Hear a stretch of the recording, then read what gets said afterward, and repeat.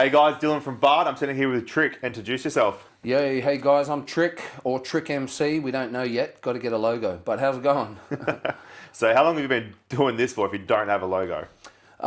It's fresh, bro. It is fresh. So like, I think it's about 6 months, 6 or 7 months. I just went fucking let's go and just grabbed my phone and started. So Yeah. And obviously you didn't have many believers at the start. Nah, it was just I had one hater. I had my one main hater, which was my missus. Love you. But nah, it was like I was saying to you off camera, I've had 1,000 different missions since I've been with her. So Yeah. she just thought it was another thing, which is fair. But yeah, no, I think she's starting to believe now. Starting to? She's coming around, I reckon. Every once in a while she'll go, that's actually not too bad, you know? Or she'll go, I don't really like Aussie hip hop, but I can listen to yours. And I'm like, fucking yes. Yeah, There's one. She'll be honest, so that's good. That's it. So hopefully she wasn't the reason for your last video. Nah, she wasn't. No, look, yeah. There's a lot of things that goes into my videos, bro, but yeah, many personalities. Yep. So you've been doing it for 6 months. Yeah. What was the change to make you go from whatever the fuck you were doing before to go, I'm going to pretend to be a rapper just to piss my wife off, to actually then being, 18,000 followers deep and going, holy fuck, I might actually be a rapper. What a spin. Yeah. Man, it was funny. Like, again, we sort of touched on it a little bit just before, but I was in a pretty shitty place, like in terms of just everything was thrown out of whack. Like my whole, basically I've been injured. I've been injured from work. I have like a semi-dynamic physical job, security work and stuff. But yeah, so I was injured from work. I was off for a long while. I'm still off now. And it affected the way that I manage everything. I didn't realize how much my gym and my training and my daily habits and socializing actually kept me in check, if that makes sense. So I spent a lot of time. It reminded me of being in COVID, where we were just fucking on house arrest and can't move, can't do anything. And it was just a prolonged months and months and months of that, and I was starting to go nuts. And I had nothing to do. I just had no purpose, it felt. So I'm like, one day I just thought, fuck it, I need to do something. I need a reason to get up and do something. And it was that. It was a couple of little interactions online. I actually started a page that is a complete filter. I was so embarrassed of how I looked and how I felt at the time that I started this fucking page with a complete filter over me, doing freestyles, just complete shitty piss take stuff. And it took one dude to message going, man, you actually sound like you might be all right. I know you're messing around, but you might be all right. And I went, you know what, let's do it. Let's just fucking do it. So then I started the Trik MC page. And even that started with AI photos and AI posters and stuff like that. I just wasn't ready to be on camera, you know? Yeah. And then bang, man, it just fucking took off. I just kept practicing, kept putting myself in front of the camera, kept doing my verses, and just try to be myself more than try to be what I thought I was supposed to be. So it was just like, for me, bro, I've got like, if I'm sitting by myself, I can entertain myself, you know, like my head never shuts up. I make myself laugh, which might be, like I always say, a bit of a medical condition, but we have fun in here. So I thought, fuck it, I'll put it on camera, you know. And it's obviously working for you as well. Like it's, and it's good to see you've given it a shot out of fucking nothing. Like, oh man. And then you're already, 2 weeks ago, you're on stage fucking freestyling. Yeah, so thanks, bro. Have you always been able to freestyle? Because that's a trick that in itself is not even the best of rappers can do. Yeah. This is where I feel like when people say, how long have you been rapping? And I'm like, 6 months. I feel like a bit of a wanker because like I've always loved rap. I've always loved rap. When I was a kid, when I was like whether it was the American scene and like those just the big names in rap, a little bit of Aussie stuff. But back when I was in high school, man, like you try to rap Aussie and people just laugh at you. Oh, Aussies can't rap. And being a kid, you're like, oh, okay, well, I guess you got to rap American. And what ends up happening is like me and a few of my little boys, here we go. Me and a few of the boys, we'd get together, they'd make beats, we'd have a drink, we'd be doing whatever, and we'd just rap and take the piss and freestyle. None of us ever took it seriously though. So it was like, we were practicing without actually having any fucking idea that we're practicing. We just thought we were having a laugh. But then all of a sudden, everyone goes their own direction, life happens, and you don't see those guys anymore. So for 10, 15 years, I hadn't even thought of freestyling or rapping, unless I'm in the shower or in the car by myself, you know? Because like the shit you see in the car, Man, I've been doing that stuff by myself for years, just not filming it, and it's just out in the ether. But yeah, so I have been doing it, but not consciously. I've never consciously practiced or thought about how I can write down bars and write a verse, and I've never done any of that really, apart from a couple of years when I was a kid. So yeah, it is fresh, but it's in my soul, if that makes sense. Yeah. So like, because I did feel bad, because I've had a few like guys message and go, oh, that's fucked, I've been doing this for 10 years, I can't do that. And I'm like, to be fair, it's not really 6 months versus 10 years. I have been doing it a long time. So yeah, it's just this proactively actually doing the rap thing, you know, that's what's changed. So, and there's also not many rangers that are good at anything. See, like, you got Ed Sheeran. Yep. Yep. Oh, yeah. Yeah, that's it. And then you. And Big Trik. Yeah. Nah, even that, I only discovered I was part ranger when I was about, I don't know, 27. I used to just clip shave my thing, like my beard, my facial hair, and it just used to be light. And nothing else is ranger, except for this is fucking bright orange. And so it was poking out one day, and I'm like, I'm a ranger. I couldn't believe it. But yeah, I don't know, man. So now you're like a small minority of something. Yeah, so. And so I claim rangers now. I'm like, I'm one of the boys because, yeah, fuck it. We got a little bit, you know, and it's bright as. So I'm like, yeah, it's enough for the rest of my You can't hide it unless you shave it. Yeah, and I ain't shaving, bro, because I'm afraid of what's under here, man. Yeah, I know Even the my feeling. missus, I'm like, I'll never do that to you. I won't. I'll have like a triple chin and a pale little face. Fuck that. Yeah, I look like a Jabba the Hutt if I shave my beard. I'm not doing it. No. Nah, man. Back in the day when you're like a little bit of shape on you and you're young and smooth and fucking healthy. Yeah. Not now. Yeah. No, it definitely hides a lot of things. Yeah. So, so yeah, 6 months into actually putting some effort into this rap career, if you call it a career for your missus or a hobby or a dream maybe, and you're already on stage with like Optimus and Disaster and Greeley and all that. What's it like working with those boys for the first time on stage at the Milk Bar? Man, I'm in a really interesting spot, right? Because, like these boys, while I know they are big deals in the rap game, I just have not been involved in the rap scene for a long, long time, if at all. I wasn't like, I love rap, I love all that, but I wasn't around who's who in the rap scene. So like, I'd have certain people reach out or meet certain people, and they're great guys, don't get me wrong. I'm like, oh, this is awesome. But I don't actually understand like the weight that they have in the industry. So it's almost worked for me because I can just chill and be myself and not feel like, oh, I'm meeting this person or I'm meeting that person and feel overwhelmed, which is good. I haven't got that, but I've very quickly started to learn just how like special those moments were. Speaking with like other people in the industry or online or aspiring rappers, underground people, like one of their main goals might be to go on stage or to fucking get to meet Greeley or get to meet Optimus or one of these guys. And so I need to make sure that I respect and appreciate that while I've got it, because it's pretty special. It's cool.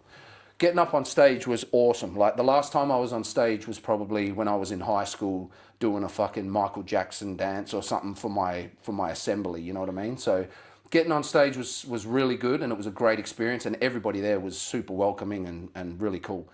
When I got up there, I was shitting myself beforehand. I was like, fuck this, I'm going home. I'm not doing this. What am I doing? I was like, what am I doing? That's when we first met. Yeah, I was like, what am I doing, bro? I was just like, I'm sweating like fucking drip. I'm like, what am I doing? And then anyway, I got up on stage, felt great. Soon as they handed me the mic, full tunnel vision. I remembered nothing. Reminded me of the first time you ever like been in a physical conflict or something, and you just get complete tunnel vision, like you're there, but your awareness of your surroundings and your memory recall isn't there. So I got off stage and I'm like, what the fuck just happened? Did I sing? And they're like, yeah. Did I rhyme? They're like, yeah. I was like, oh fuck, I don't remember it. Yeah. The first rapper I've ever heard calling it singing.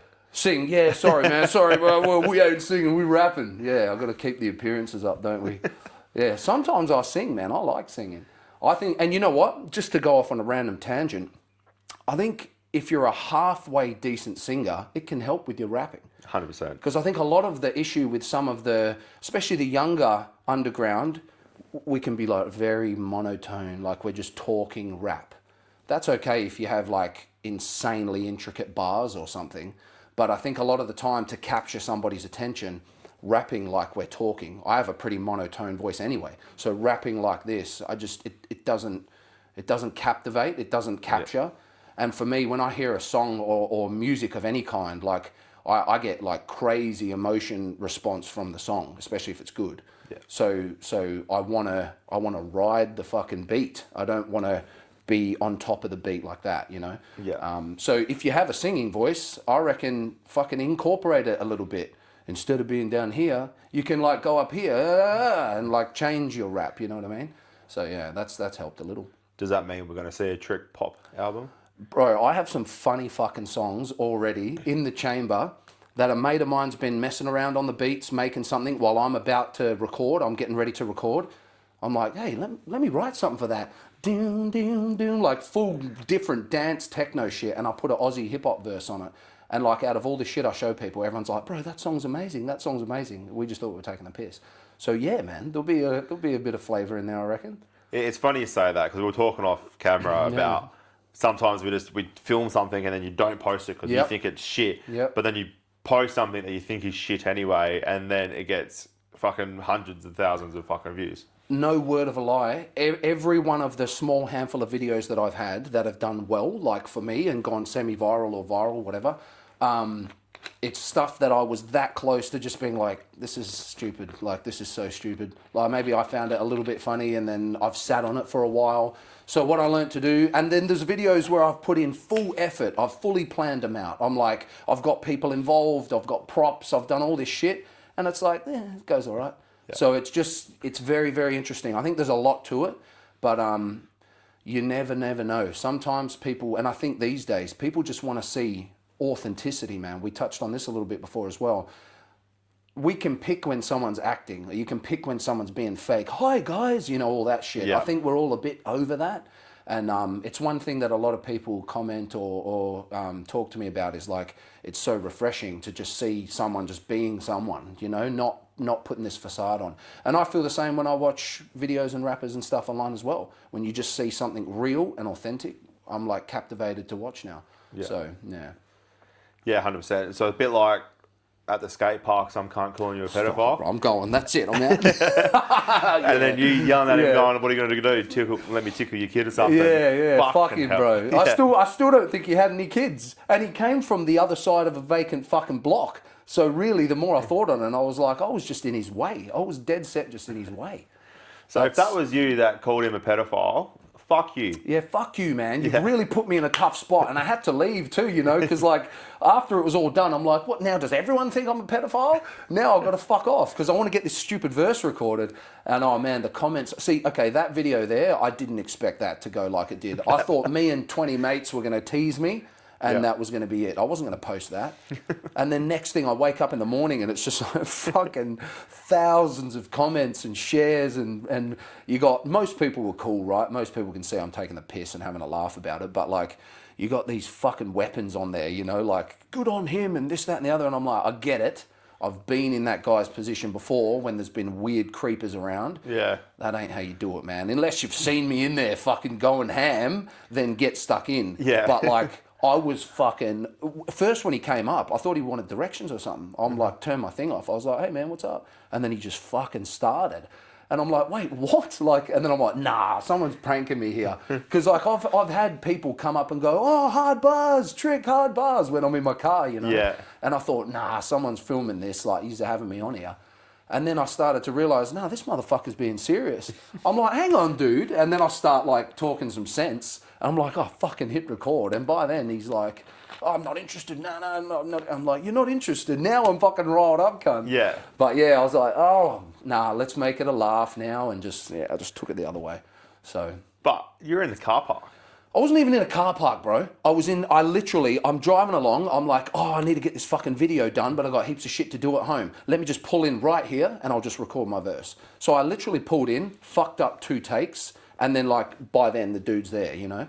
So, and I wasn't even in a car park. I'm on a fucking thing. And he goes, oh, right near the skate park. And I'm like, what skate park? He's like, over there. There was a skate park fucking 100 meters that way through the trees. That's why I went back the next day and I'm like, I'd be the worst pervert of all time, cunt. Like, what am I looking at here? And we all know, judging from every YouTube video on YouTube. Yeah. any adult that starts a fight at a fucking skate park, they usually lose. I'm like, yeah, what are you doing? And then people are going, he's protecting his kids. I'm like, no, he isn't. First of all, I don't think they existed. Secondly, bro, there's a lot of people that wouldn't have sat there and had a chat with you about that, right? Especially the way he approached me, like just straight up. And if I didn't think it was a prank, it would have been a lot harder to not hold my fucking... Because that's a pretty offensive thing to be accused of, bro. I got kids. I'm like, hey, like, come on now. Because then it makes me think, what are you doing? Like, what's your what's your little fucking weaselly brain thinking about? I just couldn't believe it. So anyway, I'm like, your kids aren't safe if you go and attack random people for no reason. That isn't protecting kids. And it's not like I was fucking, I'm a rapper, you know? I'm in my car, bro. Yeah, and you're not the littlest of dudes to well, I mean, even so. And other people are going, yeah, well, good. Mate, like I said, I've been in that position before where I've had to go and speak to people who I just don't feel right. Start down here, man. Yeah. Hey, boys, you guys all right? Just start here, and then you can work your way up, you know? It's just to start there. I don't know where that dude thought that was going to get him. So, but probably because you drive a Tesla. Well, I thought he would have been afraid for his safety, not the children, bro. I'm looking for the boys out on the park there in the Tesla. Yeah. But yeah, fuck, man. Anyway.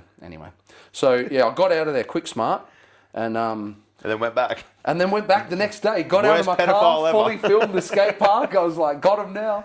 Yeah, nah. See, we're getting bad now. We already reckon that we're going to get in trouble after this. Yeah, we've already messed up. We haven't started talking about our misses yet, so we'll hold that off for a little bit. Yeah. So what are your plans with your rap career? Obviously, you got a gig coming up now, so you got music that coming out, or So basically, man, trying to keep it short and sweet.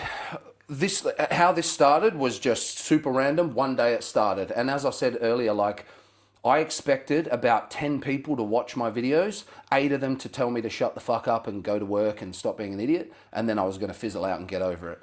But it gained so much traction so quickly that it's obviously a bit motivating. I'm like, oh, cool, maybe I'm all right. Okay, I'll keep going. I'll do another one. I don't have a fucking plan, bro. I haven't had a plan. I've obviously got some sort of like I've conceptualized what it could look like, or what kind of avenues I could look at going down, but I didn't come into it with any kind of plan. What I've tried to do is set like semi-short-term goals, and one of them was collabing with somebody and making like an actual streamable song. Yeah. Before I know it, I've collabed with fucking 20 or 30 people, and I got a good little handful of songs coming out. So I've already got some. They're all features or like joint projects. So one mission for me, sort of late this year, early next year, will be to start doing something of my own, like a completely, sorry, I spat on you, getting started early, boy. A completely solo. I'll look it up later. Yeah, leave it for now, let it sizzle. Track, EP, album, something, just something that I can go, this is me, start to finish. Obviously I'll need help with all the fucking magic stuff that goes on behind the scenes, because I can't do any of that. That's what magicians are for. I'm a lyrical wizard, apparently. That's it, though. That's as far as my skills go.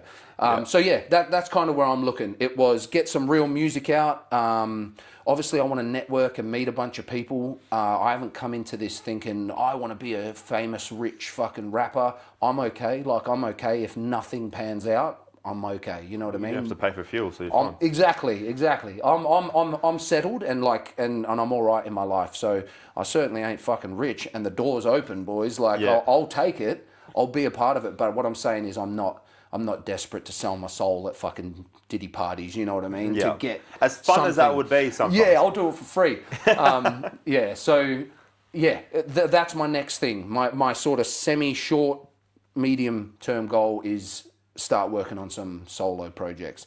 I'll do like a 5 or 6 track EP, whatever that means. I still don't actually know what that means. I actually don't know what it means either. So yeah, I'm not even going to try. Nah, but that's what the cool kids say, bro. We've got an EP coming out. I just thought it was an album. Yeah. But yeah, cool. Then you got an LP as well, isn't there? What's that? I don't know. Yeah. What are we doing, bro? Don't know. I'm a rapper, I reckon. I'm a construction worker. Yeah, I know. I'll be better at that. No shit. 6 months ago, the few people that like were trying to do some work with me early, bless them, I'm recording this shit on my phone or on my laptop, and they're like, just send me the vocal stems. I'm like, yeah. I'm like, what the fuck is a vocal stem, bro? What is that? It's I'm like, the bit you cut off a flower. off a tree? I didn't know any of that shit. I'm like, how do I do that? How do I do that? How do I do that? What's that? What's that? I had no clue. So it's been actually really fucking cool to learn something new and to be like a little fish again, man, and just know nothing about nothing. Yeah.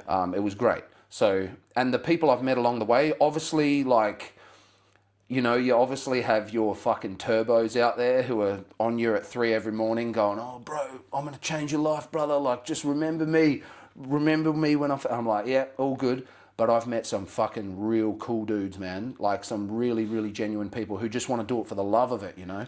And this is another weird thing is like, it's a strange sort of position because I'm here to work. I want to be busy. I want to like collab and work with people, but I'm also not in a position where I'm ready to fork out a bunch of money for it yet because I'm not there. It's not part of what I'm doing yet. But at the same time, I'm not like trying to charge money to work with people and stuff at this point either. So to find people who aren't just there to get paid, which I respect, it's fine. That's the hustle, do your thing. But it's nice when you can just tee up with people in a similar position. I don't want anything off you. I don't want anything off you except the skills that we can bring together. Yeah. That's cool. And I've met some good, genuine people who are just down to fucking make music, you know? And all of a sudden, man, sometimes you sit back and you're like, damn, that's good. Like, we made something cool there. And it's shocking how many, like, really talented people there are who are just unknown floaters, bro. Like, yeah, that's what shocked me as well. You hear some of these guys and I'm like, that motherfucker is good. How are you not something? You know what I mean? So yeah. That's like me doing this. Yeah, I'm learning because I've been in hip hop and that's all I listened to since I was fucking 14, 15. You know, so a good 15, 20, 17 years. Yeah. Math ain't my fucking thing. I got toes if you need, bro. We'll keep going. Yeah. I got 11. So, but I'm also learning a lot of new people and and the where am I going with this? Like Joker is a grime rapper. Yeah. Never really got into that, but then since starting this, listening to his album, it's just fuck yeah. And then up for you. Yeah. Oh wait, Janks with, you know, I now class Janks has the best diss track from Perth. Nice. Yeah. Nice. So have you always been into the Aussie scene or like hip hop rap worldwide in general? Oh, like you can't not like NWA, Biggie, Tupac, fucking Eminem, but Aussie's just been my thing. Yeah. So like I started off with Buy Speed just every day, and then obviously that's something that's turned into a bit of obsession, trying to get all these albums signed and posters and shit. That's what's really, as I was saying earlier, that's what's fascinating for me. I lost the connection to the Aussie scene for a lot of years there. And one, it was because in my soul, I never thought I'm going to be a rapper. I just love fucking rap and messing around. But there was also a little bit of like that societal pressure from your friends group or whatever, like, Aussies don't rap, what are you doing? It would have been nice in hindsight to be a fucking path to carve the path and actually be the front runner for Aussie hip hop and go, fuck you, yeah we can. I didn't do that. So I lost a lot of touch. And then it was like the podcasts or whatever, the radio stations that like Nerve and Chill and Wombat and those boys went on. Somebody showed me that many years ago, and that was one of the first times I was like, holy fuck, we're actually all right. We could actually do that. Because previously I'd heard a lot of just underground stuff and I was like, we ain't it, we can't rap. Yeah. And that's where I went off into this, like all the names you mentioned, bro, all the American stuff. I loved all that. But I also never felt comfortable trying to write or rap in American, so I just didn't do anything, you know what I mean? Yeah. And I had a really, like it's interesting from your perspective, because like say you've been in it, you know the fucking law behind it all, you've got all the, and I'm like from square one learning, but how interesting that we're in like a similar age. It's like I'm 25? 27. Out of 3. I'm in this position where in the game I'm fresh, I'm a fucking baby, but like in life I'm a middle-aged man with some life experience. So I think it kind of helps to keep away from that like bright light. Oh wow, like as I said earlier, I'm okay. I'm settled. I can sort of look at things with a clearer head. There's a lot more harder work to put in the behind the scenes at this age. Yeah. As well as keeping your career path and your daytime, full-time job, as well as doing this. And it's actually a lot, I think it's a lot harder. Because if you started it when you're 15, 16, 17, living in mum's house, fucking... Yeah. You know, like, your washing's getting done, That's your all you're food's doing. there. All you're doing is focusing on writing rhymes. Where now, like, I'm doing a 14-hour day at work. And then still organising shit during the day. Yeah. And then, no, I'm not. If work's watching, I'd focus on nothing. work. Yeah, 100% focus on work. But then coming home and still doing, 4 hours of whatever I do. Yeah. As well as on a Tuesday, I got an AA meeting, so I don't get home till 8. Yeah. On a Wednesday, I've got anger management. On fucking Thursday... You're keeping yourself busy, bro. I'm fucking busy, as well as having fucking a kid full-time or stepdaughter full-time. Yeah. Kids, 2 other kids that come every second weekend and calling them twice a week and being a parent and trying to do all the right thing and schools and fucking... Yep. That's life, eh? That's fucking life. It is. It's busy. See, this is where I've been fortunate in, as I said, with because I'm off work at the moment. I'm fucking hurt, bro, and it's still not great. But it gave me time first to drive myself into a complete hole and become a fucking recluse. But it also gave me time to realize, maybe I can, like, it started this. So I can't, one of those cheesy, I'm not unhappy that it happened because I'm super happy with this and how this is unfolding. But there's going to come a point, unfortunately, where all those extra realities start to come back on. I'm going to have to get myself fucking stuck into work again. I'm going to have to start adding all those layers again. Because at the moment, I've got the family and the home and the normal life stress, but like I haven't had the work thing to deal with. So that's obviously given me a lot of time to do fucking 20 verses a day and record all these videos. And so I can understand how, it's maybe it'll slow down, maybe it'll go in waves. I don't know. The other thing with I still hesitate to call myself an artist, but the other thing with doing this kind of stuff is you can't force it, in my opinion. I've already learnt that. You can't sit there and go, today I'm going to write 5 verses. I mean, you can, but the best stuff comes out when you're just flowing and you're just in your zone and you're just fucking there. Like, that's passion, that's music and art. So even the other night I went to the studio to try and record, and I've only been in, it's me and my brother. We go in and just knock it out ourselves on fucking GarageBand. He has no experience. We're just doing it. Yeah. The other night was the first time that we fucking were I was like, what a shit night. I was so stressed about getting all these verses out that I wanted to do that I'm rushing through them. I can't get the fucking energy right. I can't get it. And I'm like, this ain't it, man. This is not why we did this. So it's, keeping it fun and passionate and not trying to force this stuff out of you, That's where and I've had a few people say, older heads in the game, say to me, fuck, you reminded me of when this was just passion rather than a fucking task, a job, And I can understand that for sure. It's a fine line as well. Yeah. You don't want to overdo it. You don't want to overcommit. And at this age, you can't overcommit either, because overcommitting on this would be undercommitting on parenting or babysitting, 100%. As we like to call it. Yeah, babysitting, as fathers. You know what I mean? That's so true, yeah. So it's, I've already had people, bro, man, I've been trying to get back to everybody, right? Because I got the time sometimes. So I'm trying to get back to everybody, comments, messages, everything, right? Sometimes I got people who are like, can we do this? Can we catch up? Can we do these songs? And I'm like, yes, but I can't fucking lay down all these promises, bro, because I still got kids, I still got a family, I still have responsibilities.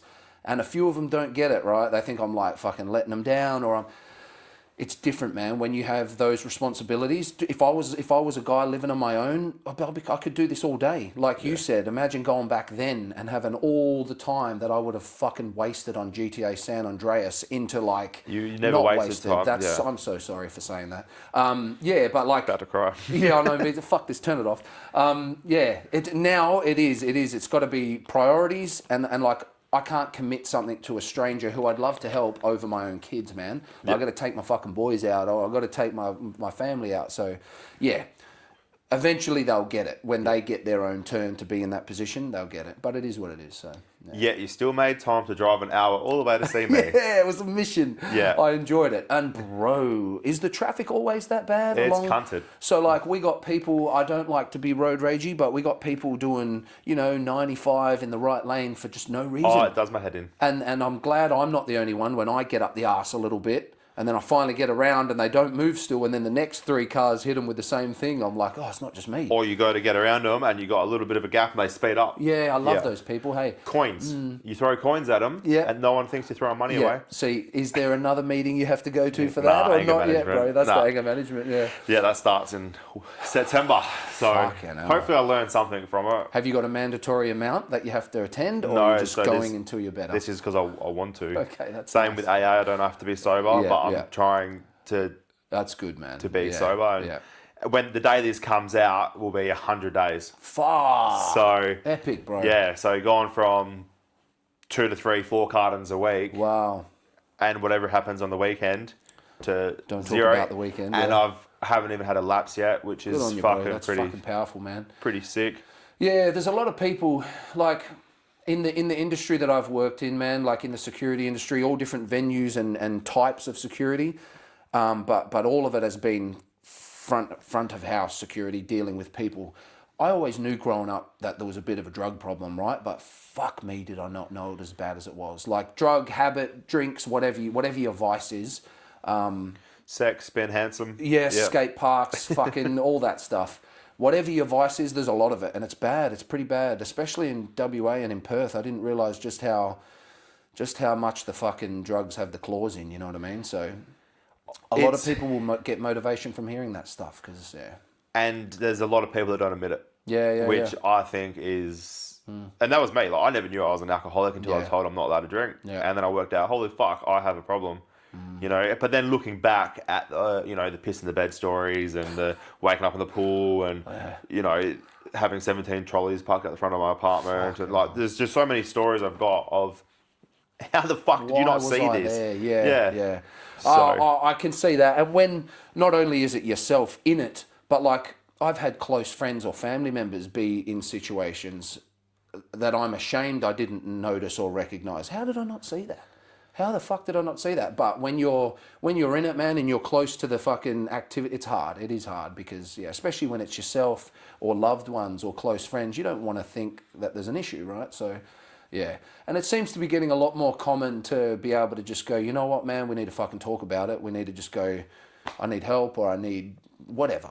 I think it was very taboo times past, It's, like, for me, it's very rewarding being an alcoholic because... Not in that way. That wrong. It's so fun, guys. Yeah, keep doing it. No, because since day one, my first thing of me posting online is me admitting I'm an alcoholic. Yeah, wow. But since then, I've had a lot of people reach out and go, I'm 2 weeks sober. I'm fucking, what did you do to get help? Yeah. And, I don't go into the reason why I went sober, but there's lots of, it's probably as bad as the situation I am in is bad. Yeah. It's probably one of the best things I've done because now I can count on I know at least 5 people that call me every couple of days and go, oh, I've done this, I've done this, or I lapsed, and I now, because of my fucking, the meetings I go to, I've learned a lot of coping mechanisms and shit and tools that I needed before I needed them. Yeah, okay. And I can point people in that right direction of where to go and who to talk to and all that sort of stuff. So it's actually been really rewarding, but also scary because I don't want to take on everyone else's So interesting. That's another thing that I kind of tap into with this. Like overall, right? This thing, I can die without having been an Aussie rapper, right? But one thing that I can't not do is like I just want to make people fucking laugh, bro. I want to make people laugh, and not because I'm a funny stand-up comedian. It's just like in life. If I'm in a room or I go into a room, I want to leave the room having people feel just a little bit better, or we had a joke, or we had just to lighten the mood. That's what I feel like one of my tasks is. I want to bring fucking a moment of happiness to people. Rap is a good avenue to do that. The stupid shit that I do online, the joking and the screaming and the freestyles, man, like it means more to me if somebody says, hey, I pulled over to the side of the road today to watch your video on repeat because I wasn't going to go to work and I'm depressed and you put me in a good mood. That's way more rewarding than, oh, you're a sick rapper. You know what I mean? Yeah. So like at the core of it all, and I've always naturally liked to help people, but I never actually realized how fulfilling it is to help other people. Somehow it helps you more than just helping yourself and being selfish. It feels intrinsically right. It's a big word. Yeah, every once in a while, bro, I'll pull one from high school, and it's I don't really know what it means. Can you spell it? Nope. Intrinsic syllables, yeah. But yeah, so that has helped, and I won't name or anything, but like I was on holiday at one stage. I was at a fucking buffet, and I got a call, and a guy was like, "I'm in a really dark place. I'm thinking of ending everything." Like it was fucking dark. Yeah. And I got a message, sorry, I called him. I couldn't help it. I'm like, I don't know this guy, I've never spoken to this guy, I'm nothing, but for some reason, that message came to me, and it was because he'd seen a video and it had made him laugh, and then I haven't spoken to him since, unfortunately, but dude, it was, he's still good, right? Yeah. That was a bit weird. No, but like, having that conversation with the fella, I was like, who the fuck am I? Like, I'm out here saving people's lives. But I just felt like it was heavy, but I felt, man, if I can put out some piss-taking video teasing myself to help somebody else in a seriously fucked up situation, I'll do that every day of the week, So, yeah, it is rewarding. And it's hard as well because you don't want to give the wrong advice, which I'm known for. Yeah. Fuck. Man, yeah, disclaimer. There's always a disclaimer. But at the end of the day, one thing that I have fucking learned is some people, and a lot of people don't have a place to get good sound advice from. Yeah. I did. I grew up with like my parents, man, we weren't fucking perfect, but the one thing my parents always did was they always gave me the right advice. I can't remember a time where I can say either my mum or dad were just completely wrong or they steered me wrong. So I've always had that, but I realised later in life, people don't have that. Some people don't have good advice, and it's worse when it's like bad advice from your parents. Sometimes because they just don't know. Sometimes because some parents are a bit toxic, unfortunately. And I've seen that unfold too, which isn't very fucking nice. So, yeah. Being a parent would be the second hardest job, I reckon, in the world. Yeah. Being a father would probably be the hardest. Yeah, well, mothers, they're just built for it. It's kind of like, we have the baby. Yeah. And they choose to have another one. Yeah, so it can't be that bad. And you've heard the stat about getting kicked in the nuts being however many decibels of pain. Yeah. But I don't think decibels are the measurement of pain, by the way. Well, the scream. Yeah, that's true. Yeah, so maybe it is. Yeah, anyway, it's more painful getting kicked in the nuts. And losing a fish. Losing a fish? Yeah, ever lost a really big fish? No. Haven't you? So no, you caught I every don't big fish. Neither do I. I drive a Tesla, bro. Where am I going to put my fucking fishing rods? No, bro, my dad used to take me fishing. I loved it, but I just haven't actively gone and fished. And plus, I'm like, you put the bait on, cunt. I'm like, fuck, I feel like Ian Gary. Do you watch MMA? No. Oh, man, there's this fucking... sorry, Ian, there's this fighter and he's just gone on a podcast and he's talking about cleaning out gutters and he's like, oh, the wet water. I had to run my hands through wet water. And everyone's like, bro, you clean gutters. Shut the fuck up. Like, mate, privileged boy, I understand that. I can't stand bananas. Oh, really? Bananas. Is it the shape or? I can handle the shape. It's the texture.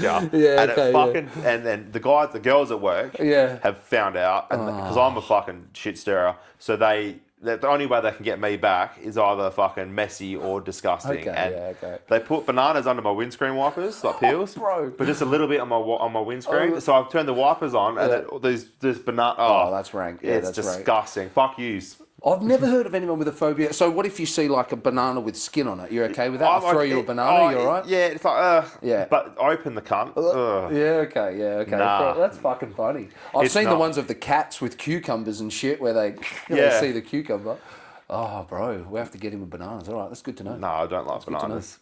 Anyone that brings a banana at me gets told to fuck off. I should have bought one for you. We should have banana microphones. What about a smoothie? Would you do a smoothie? Well, that's the funny thing. I like banana lollies. Yeah. Like my go-to drink from Boost Juice is a Mango Magic, which has banana in it. That's it then. Yeah, okay. But so I it's just don't raw think banana. It's just that fucking I don't know. Yeah. It's okay. like vaginal discharge. Dude, that word just fucks me up, man. I hate it. I've always hated it. What about moist? No, moist is okay. Moist if you say the word moist, I think more of a burger. Of course I do. I think more of a fucking juicy Like a burger. fur Like burger. a multiple yeah, like a fur burger. Yeah, nah, moist is alright. It's like it can be gross, but just it's fucking discharge, bro. Yeah. It's like nah. Yeah, No, it's- something about it. I'm like, nah. It's not great. It's not ideal. No. And, but it could be worse. It could be worse. Yeah. I don't know what's Could worse. it? It could be bananas, bro. Yeah, banana discharge. No, I was thank once you. at work, and this guy who I thought was pretty normal walks up to me. We're in a fucking line, giving all our stuff back, finishing our shift. Peels a banana, doesn't say a word, and necks the whole thing and pushes it down his throat and just walks off. And I was like, I don't know how to feel, bro. Am I like horny, or am I impressed, or am I disgusted? Do I hit? I don't know what to do. But yeah, so anyway, fucking Mark, if you're watching, bro, there you are. I would have bullied him. Yeah, I couldn't. I was like, there's no, if I lose that fight, what is that man going to do? Like, I can't, he can't, there's getting beaten up, that's fine, but what is he going to do to me afterwards when I'm helpless? And am I going to enjoy it? Yeah, I'm like, no, stop. Stop touching me while I take Let's my go pants to the off. Tesla. Fucking hell. Fuck. Yeah, what were we saying? I don't know. We did tell ourselves we're going to be good. We told and you, yeah. I don't know. I'm on the waters and now I'm talking shit about vaginal discharge and not liking bananas. So it's kind of out there. So you're a rapper, hey? Do you class yourself as a comedian as well? Bro, I don't know what I class myself as. Like I said, me and all my personalities, it just depends on which one of us is out today, you know? Like, we're all always here. Yeah. But I'm just like, yeah, today I'm funny. Today I'm a rapper. Today, yeah. So it all starts to make sense why the missus is like, you go be a poker player. You go be a fucking whatever. You go be a this and that. So, yeah. No. She obviously supports you as well as not supporting you on some things. Yeah, I'm a bit mean. I like to take the piss. She's very good. She's very fucking supportive. She's awesome. Otherwise, you know, I'd find another one. No, she's awesome. She does support me. It started off as a little joke and a little hook, and then she's the poor thing. She's like, I can't go to your show. Everyone's just going to hate me and think that I'm like, no. Like, I'll sick them on you if you fucking start. But yeah. You should bring her to the show, so if you do shit, go, it's her fault. Yeah, she's the one who's made me feel this way. Yeah, I should. But no, she is good. She's very supportive. She's got a lot on her fucking plate as well. So, but I am a better cook than her also, same as you're. I know that feeling. Yeah. And it's heavy because, like, you want them to feel like they're accomplished and they're you know? And then you take their job. But you know inside that you're actually better at such things. But it's like, all good. Yeah, my thing is, let them have the reins and think they're in control, you know? That's the trick. That's the trick. Like, they're 100% better parents than us. Yeah, well... But we're better babysitters. Yeah, so it's like, how funny is it when, like, the missus has been at home all day with the kids or whatever, and you know what that's like, and your fucking head's all The missus or kids? Yeah, the missus. The missus has been there with the kids. You walk in, and they fucking absolutely love you. The kids just love you. You get the fun bit, right?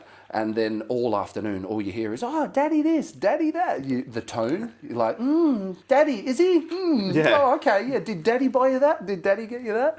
I'm like, hey, man, just fucking getting caught in the crossfire, you know? It is hard being the better parent. It's hard being the fun parent. Oh, you know? 100%. And we didn't choose it. It just fell in our It laps. is what it is, yeah. So... In all fairness, our partners chose us. Yeah. So they chose the funnier parent. Yeah, well, it's actually their fault. You're not wrong. Yeah. No, you're not wrong. Yeah, they had the choice to go, oh, he's not the one. Yeah. I'll get someone who's not as funny.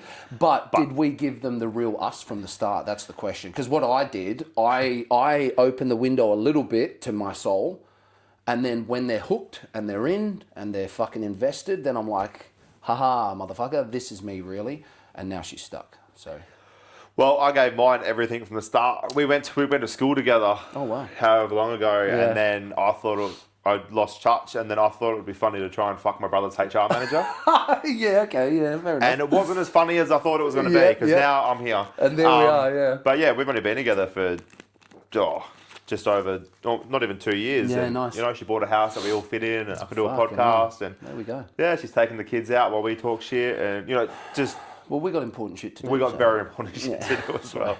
We How do you go with that? Because my missus will go, "What are you doing today?" I'm like, "Oh, I got so many verses. I got 5 verses to do. I've got to go and do my and she's just like, because she's got actual work to do and stuff, you know. She's like, "You haven't gotten paid, so yet. Until then, I'm like, you wait, bro. If you want to play that game, you keep your work money, and I'll keep whatever I make from rap." Yeah. But no, it's good. It is good, and like, bro, I fucking love my family to bits. I love my kids. There's nothing better, right? But I also fucking like my own time. So she's really good with that. We got family close by. I'll be like, "Are you going anywhere this afternoon by any chance?" And it's like, "Yes, I'll take them to mum so we can," and then I can do my thing and fucking pretend I'm a rapper in the cupboard, you know? So. Yeah, that's like mine. Like we, like doing this, it's hard because everything's gonna be quiet. Yeah. And we're quite a loud family. Like we moved in here. It's a nice quiet street. Yeah. And then here's me at 5 o'clock in the morning throwing fucking Red Bull cans in the bin and fucking driving off with fucking music going. But yeah, so I send them all that. Like today's my granddad's wake. So, you know, rest in peace, old boy. Sorry, man. But I can't go, it's all good. You can't wipe your ass, you can't live, can you? Yeah, so that's right. Better for him. Yeah. So she's taking the kids to the wake while because I'm not allowed to go, obviously, because it's a licensed venue. Yeah. And then here we are doing this. So it's good having someone that's going to support you in that way. Yeah. But she's obviously also mad because now I've got till the end of September 2 interviews every second weekend, and she has to fuck off. Out of her house. Basically. Out of her house. Anyway. And how do you ask nicely, "Hey, so like, are you going to do anything?" Or? Well, you just got to insert your dominance and tell her. Yeah, that's right. Yeah. Go. So, we got a joint... she made me do like a calendar. Time Tree or something. I got the Time Tree. What's that? Time Tree, bro. I ain't even getting paid from Time Tree. Time Tree hit your boy up. Wait, is it Time Tree? It might not be Time Tree.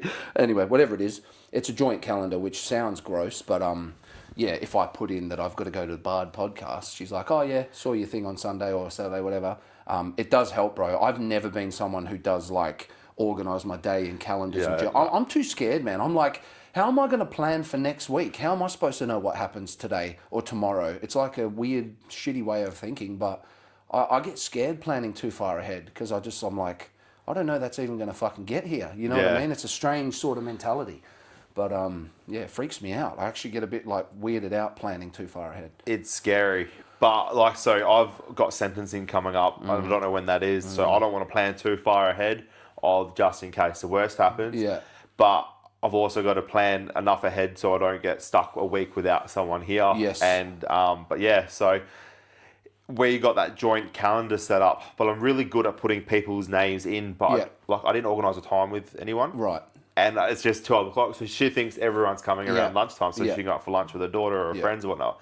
No, people are like, I've got Joker and Sam Ember's coming next weekend. I told them to get here for 6 a.m. So, fucking, let's have a day of it, eh? Yeah, we'll make a day of it, go do some shit. But, she's good. She's all right. So, are you trying to hit like one a week? Is that the pace you sort of...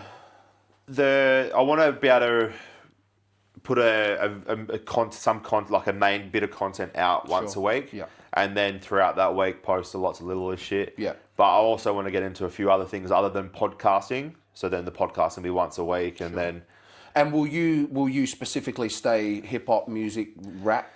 No, expand. I felt like I needed to have something that I love, and that's the hip hop and graffiti, and that sort of scene of all the shit that I can't do, but I love watching. Yeah, sure. Yeah. So that's my main thing. But then, I got hit up by a couple of a recovery podcasters hit me up. Yep. The recovery tapes. Yeah, man, I'm seeing him as well. So he messaged me asking me to come on in August or some shit. So that'll be good. Yep. But I want to get onto.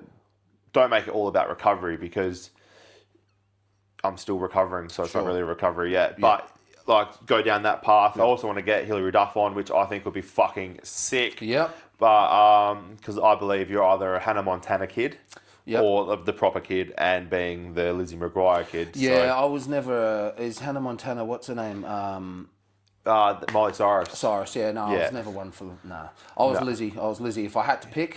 Yeah. Yeah, Lizzie, for sure. Even if I didn't have to pick. You just pick. I'd pick, Yeah. So... There was a movie that Hillary Duff was in. Like, it was a singing movie. I can't for the life of me remember what it was called. I think she was in a movie called Cinderella Story with... Chad Michael Murray. Yeah, okay. Back in the day. Yeah, back. He was that. The One Tree Hill cool Yeah, kid. everyone loved him, eh? Oh, the amount, I hated that guy. Because you know when someone's just like on about, oh, this guy. Yeah. Well, what's so good about him? It's probably what everyone's saying about you now, like talking about that's you. why everyone hates me, bro. Yeah. Yeah, But then that's again, like, you're either an OC fan or a One Tree Hill fan. Right? Yeah, I I think I was neither of those, actually. Oh, really? Nah, man, I struggle with TV. I struggle to watch a lot of TV. I'll play games. Like, I'll be on my fucking PlayStation playing a game for 10 hours and not even realise. But, movies, the missus hates that, eh? Oh, man, even that. She's been so good at that, man. Like, fuck, you know what it can be like, right? She just, she's good with that. She's like, yeah, do your thing. Fucking, do you want to hang out this month? I'm like, yeah, I do. I'm like, I like it when she's, like, having a beautiful time safely there. If my missus and kids leave the house, I'll be playing my game. I'm uncomfortable. I'm like, are they all right? Like, I should be doing something. Yeah. If they're there, I'm like, yeah, we'll hang out later. But I'm going to play a game. You just sit there on your phone. Yeah. It's like, that's not very good. But one thing you don't do, like my missus loves The Sims when she was younger. Oh, yeah. And I saw it for free on the PlayStation store, so I downloaded it and I was just playing it. And I won't let her play it. And she says, fucking... Don't fuck my account up. Yeah, and she's not too happy about that. But hey, it's my PlayStation That's right. in your house, but it's my PlayStation. It's still yours, right? Yeah. Dude, PS5, I was one of these dudes, I'm like, I'm not getting a PS5, there's nothing out. I want my PS4 with all my good PS4 games. This was early days. And then Harry Potter came out, or whatever, the Hogwarts came out, and I'm like, well, I've got to have a go at Hogwarts, man, that looks cool. They didn't have it on PS4. So my poor missus, I've told her I'm going out to buy an $85 game. I come back with like a $1,200 set, my fucking PS5 and my little Hogwarts game. I was like, oh no. But are you happy? Oh, it was great. It was great. It was an excellent fucking bit of fun. And now I have a PS5. And she needs to support that because she needs to supported support it. your mental health. Yep, and be happy. That's it. It's like, you ever seen the Furies, the Tyson Fury fucking thing? That's why, me mental health. So she'll say to me now, oh, mental health? I'm like, yep, mental health. Yeah, fucking you got to look after yourself sometimes, and having a PlayStation is probably the best thing that you could do. Honestly, and again, like, fucking not taking the piss for once. It really is. I'm one of these guys, man. I don't know why. I don't know if it's everybody, but I think a lot of us, I need to do something, like some sort of a vice or something. I don't know. But if I can sit on my PlayStation, I'm not saying it's good to do it for fucking 10 hours, but if I can sit on my PlayStation in the safety of my own home and just chill and zone out, I'm happy with that, man. I'm happy with that. You know, and I usually just, like, if I'm playing, it's usually sports games or something where I can switch it on, have a game and turn it off, you know. I can't get too invested in a lot of the story games and stuff like that at the moment. I don't have time, you know what I mean? Well, I refuse to play online. Yeah, I don't. Because I get angry. And that's my switch off, is to sit down and play some PlayStation. Yeah. But then I've just been playing this cop game, Ready or Not. Yeah, I haven't played it. Wait. It's like a SWAT game sort of thing. It's not like in an old school GTA view, is it? No. I'm thinking of another one, yeah. Yeah, no, it's like a Call of Duty sort of police thing where you raid a house and shit. Yeah, nice. And like, I've decided I'm going to try it on hard. Yeah. I'm fucking... What a great idea. Yeah, I've been arrested. I could fucking do I could do their job. IRL. Yeah, and then I'll fucking suck at it today. Fuck. I remember, bro, the most angry I reckon I've ever been as a child was playing Mortal Kombat 2, trying to beat the fucking... It wasn't Goro, it was this other, like, freckly one. And I couldn't beat this fucking thing, and I was at my nan's house, and I just remember, like, the rage that I felt inside over this machine. I was like, how is this happening, you know?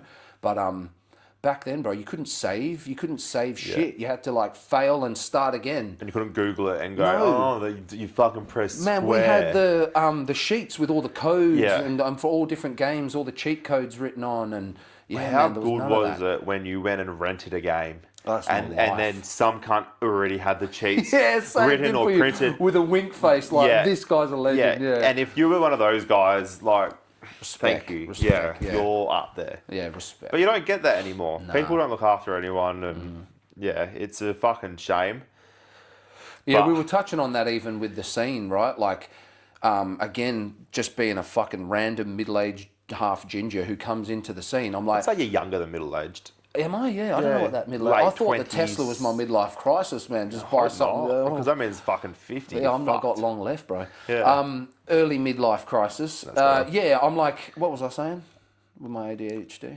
I don't know. I can't spell it. Next topic. Something about the scene. What else we got? Oh, yeah. Everybody's fucking so guarded. Everybody's like I kind of touched on it before. I don't want anyone to hear another rapper in case they don't listen to my stuff anymore.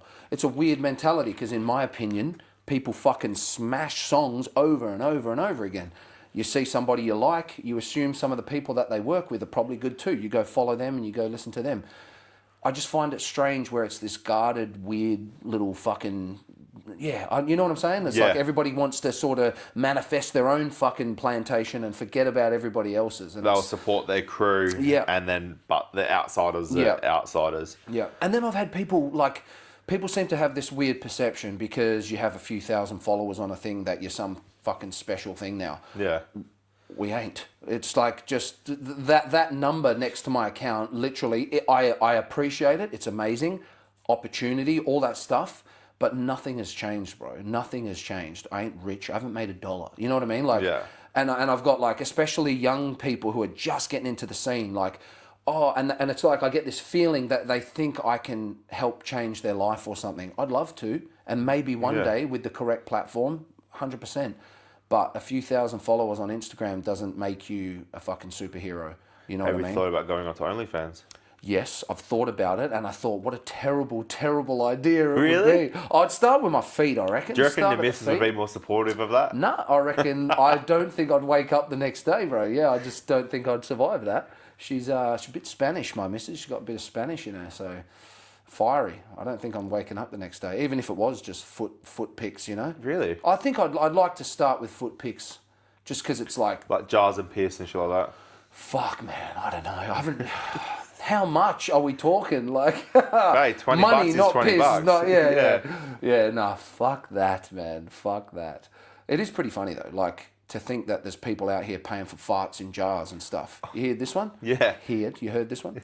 Yeah. I'm over here saying these big words before, and now I'm heard this one. Farts in jars, bro. I was like, come on. And then there was an article how the woman got like a stomach infection because she was trying to take things to make herself fart because she was that busy trying to sell farts that she got some fucking problem. So I classify myself as a dumb cunt, right?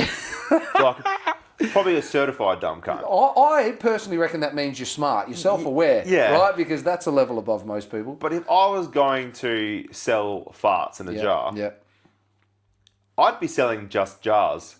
With no farts? With no farts. But then, okay. But some farts don't smell. That's true, bro. Yeah. So, like, how are you going to know? It's just wind. Yeah. Oh, like, how are they going to know? Yeah, they won't. If they open it and be disappointed. But the thing is, repeat customers, they're never coming back. Yeah, but if they open it, fluff is off the chain. It's gone. Yeah, that's true. Yeah. Like, you opened it too quick. There's plenty of... No fucking refund. You got people buy people's underwear, socks... Fucking... That would be annoying, selling underwear, because... I just like, no, it's fucking... That's weird. Okay, you think it's weird. I think it's annoying. Like, how much do you have... Like I'm a fat cunt, so I wear step one so I don't chafe. Yeah, step one's pretty And they're like $40 or whatever they are. Yeah, you're not getting my step ones. How am I going to sell them for a profit and then have to wait for another one? Are we too old, bro? I was at the shop the other day, and I'm like, I went to buy some box of jocks things, right? A pack of 3, and it's like $60 for 3 pairs of jocks. I'm like, I thought where I come from, jocks are $10. You pay $10 for jocks, and then like shorts are $80 and $120. When did that happen? I thought shorts were $30. I'm the worst for it. So because I've only just got into fashion. Yeah, right. And I got a bit of a habit of spending money that I shouldn't spend on, like shoes. Like, look how many shoes I've got. You can't see behind the camera. But I've got 22 pairs of shoes, but only 2 feet. Yeah, that's true. Yeah. And then I've got like the Ninja Turtle shoes there. Yeah, I've never even put them on. They're really cool. Like, I would never wear them. I don't play basketball. Yeah, they're I don't do sick, sport. The closest thing I did to sport was drinking export. You know, export. Like, yeah, like and you retired from that now too. Yeah, that's it. So, but then like clothes, being a big boy, liking it baggy, there's not many places that sell. Like, I'm a 5XL in shirts. Yeah. But like dresses. Yeah. So like I buy like Proper, for example. I'm not sponsored by them at all, but fucking I love their gear and they fucking. But this is like a $200 outfit and it's a shirt and a shorts. Yeah, it's wild. See, there is a difference too. Like, typically, man, when I was like moved out of home buying my own clothes, I'm buying it just to train in or knock around in. I wasn't buying anything fancy, and I'm not a big fashion person. I'd love to someone be like, here, put these on. Oh, I look nice and feel nice, but I'm just I don't give a fuck. Like, I just never really cared. I go to the big boy store Johnny now. Big? Dude, every time I go in there, they make me feel so beautiful. They're like, what are you doing in here? And I'm like, oh, stop it, you know? What's more rewarding when you walk in a Johnny Big and you've got either a woman going, oh, or a gay guy going, oh, you look good in that. What do you prefer? Oh, man, I'll tell you one thing. I get way more gay dudes than I do women, that's for sure. Yeah. I don't know if it's just because they're fucking confident or there's just more of them. But yeah, I mean, I don't know. I'll take it. I'll take the compliment from anybody. It's like, let's go. I need more. Yeah. So I wear the Johnny Big jeans for work. Because like climbing in and out of trenches, you always rip your work pants. Yeah. But their jeans have the fat elastic in it. Yeah, that's these, man. They're amazing. They're so and good. You don't fucking pop your crotch off. And she goes, what do you reckon, about a 36? I was like, fucking try a 44, bro. Yeah. And they're like, no. I ended up with like a 42. But I'm like, yeah, I always walk out of there like chuffed, you know, like they said I shouldn't be in here. But then I go to fucking Big W or Kmart and like they don't have my size at all. Well, they got the big stuff, but it's short. Yeah, well, this is like a fucking 6 or 7 XL. It's stupidly big because everything in between doesn't work. Or you put it in the wash once and it's that big now, you know? Oh, it does my fucking head in. I just lost my favourite flannel, man. I had a red flannel from Big W and it's like up to here on the wash now because it went in the dryer. Well, if you wore that, the more gay guys would come out. Yeah, well, that's why I got it. Yeah, for my red flannel in my red Tesla. With your red hair. And I'm like, my flag is waving, boys. Yeah. Do you have a rainbow one or just a red one? No, the rainbow, stay away. Man, rainbows actually trigger me now sometimes, you know, because like, I'm just thinking, hey, what's this all about before we even get into it, you know? They've been tainted, bro. Rainbows have been tainted. What do you call 2 gay sausages? What? LGBTQ. That reminds me of the fucking, you seen the English fella cooking the sausages and his mate's going, you're cooking it upside down, man. Gets him so angry. How the fuck can I cook a sausage upside down, you cunt? Fuck. Yeah, stop. Don't I love how this was a hip-hop podcast. Yeah, and we've talked about bro? farts and jars, PlayStation, and fucking belittling our missus the whole time. All right, let's start, right? Okay. Hi, I'm Dylan. Welcome to the bar. Hey, guys. Yeah, and I'm better than my missus. Yeah, Trik here. Fucking my missus is locked in a closet right now. Yeah. With the kids. That'd be too much. Yeah. So where'd the name Trik come from? Man, when I was a kid, I think my dad, pretty much from my family. It's funny though, because my old man, maybe my uncle, my brother, my cousin were probably the core people that I would hang out with that always just, Trik. I never even registered it was a nickname. It was just my nickname because I was young. But then as I got older, I've never used Trik ever. Like, not to meet people, not to say it's my nickname, never. But my dad's always called it, my brother's always called it, my cousin's always called me Trik, even to this day, without even thinking. So I was like, okay, I'm going to pretend to be a rapper now. I need to have a name. I can't just be me. Like, I need to have a fucking name. And there was a few options and this and that, and it just felt weird for me. Again, I'm not coming in here trying to be cool. And so I was just like, I'm trying to give myself these like robot names and shit. It's just fucking weird. So I thought, man, Trik, fuck it. It's simple. It's basic. It's something that's actually come from an organic place. I didn't have to sit here and go, call me fucking Nighthawk, you know? Yeah. So yeah, it's just kind of, I just went with it, bro. And ChatGPT said it's good because it's simple and short. And I was like, well... And spelt wrong. You fucking know everything, don't you? Sure. And it is spelt wrong. Yeah. It is spelt wrong. And that's how people know I'm cool. Because it's CK, bro. You're a nerd. Yeah. Trik. Yeah. Yeah, you know? Fucking hell. Sorry, other tricks. Yeah, fuck them. Fuck. So you've now got another concert coming up, or another gig opening up for NJE. NJE, yeah. Yeah, that's at the Milk Bar again. Yeah, which is good, because I've now broken my hip-hop show virginity. Did you bleed? Yes, badly. That's a separate issue to the hip-hop thing. Really... Yeah, so my virginity's popped. And I was saying to you earlier, that was my first show that I attended. I'd never been to a fucking hip-hop show. I just thought I was going to walk in and get beaten up, but everyone was cool. So yeah, now I feel comfortable. I've been at the Milk Bar. I've been up on that stage. It's just nice. And I'm looking forward to getting some experience, bro. The only problem is, like, I don't know what's worse, right? Because now I have to rehearse like a set, like a fucking 20-minute set that I've got to rehearse and have my songs, and that's cool. But at the same time, now there's like this added pressure to perform. Whereas with the freestyle thing, as backwards as this is, I felt less nervous because I'm like, I can't practice making up words on the... I mean, you can, but you know what I mean? Yeah. I didn't have material. So I'm like, I'm going to rock up and whatever the fuck happens, happens. This time, it's easier because I'm rehearsing, but there's also that pressure of getting it all right and making sure I don't forget my fucking lyrics. And yeah, it's a little bit less freeing in that sense. But Can you incorporate the freestyle to that? I probably could, but I'm kind of like, the freestyle for me is a weird thing, man. Like, the shit that I post online, sometimes it's the first video of the first fucking thing I do of the day, bang, done. Yeah. Sometimes it's the 10th. And it's like each time I want to be authentically freestyle. So I might have an opening line that I'll repeat, but the rest, but if I can't get a good little chunk out, I'm starting again. Yeah. So I don't want to be on stage and fuck that up and have to start again or have to... And luckily the other night, it went okay. I forgot my words, I forgot my topics, but I just fucking sang about it. Yeah. I was like, what was it again? You know, and Greeley's holding up Uber drivers. I'm like, yeah, them cunts. Yeah. Yeah, so anyway, I could, but I reckon I'm actually keen, because I think a lot of my audience, even that feels like I've got an audience, a lot of my audience, I think a lot of them have come from the comedic side of my stuff. Yeah. And every once in a while, someone will go, oh, you actually do rap? And I'm like, yeah, a little. So I'm keen to actually get some of my proper shit out and actually show some work.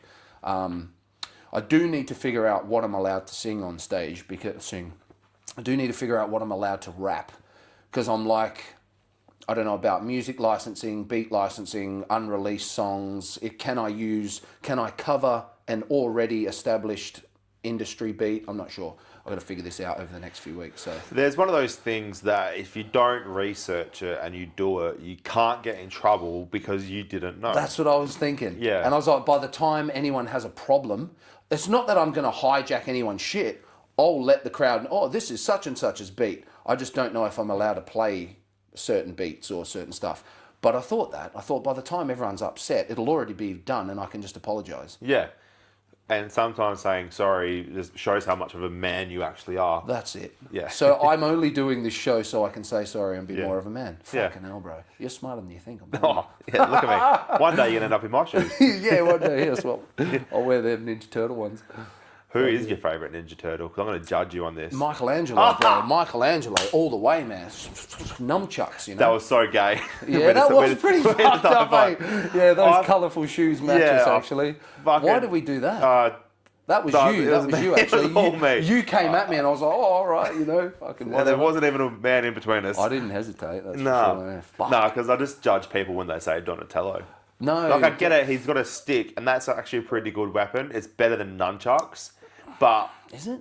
Oh, nunchucks have just got two. We've got a chain in the middle of ours, and you don't. You know what I mean? Yeah, I know, but I could hit someone with a stick. Far I'd away, hit myself with a nunchuck. Yeah, but Michelangelo. Yeah. Girls only like guys with great skills. You ever see Napoleon Dynamite? Yeah. Nunchuck skills, bow hunting skills. Yeah, it's a fucking staple weapon. Yeah. Sorry, nah. And Bruce Lee.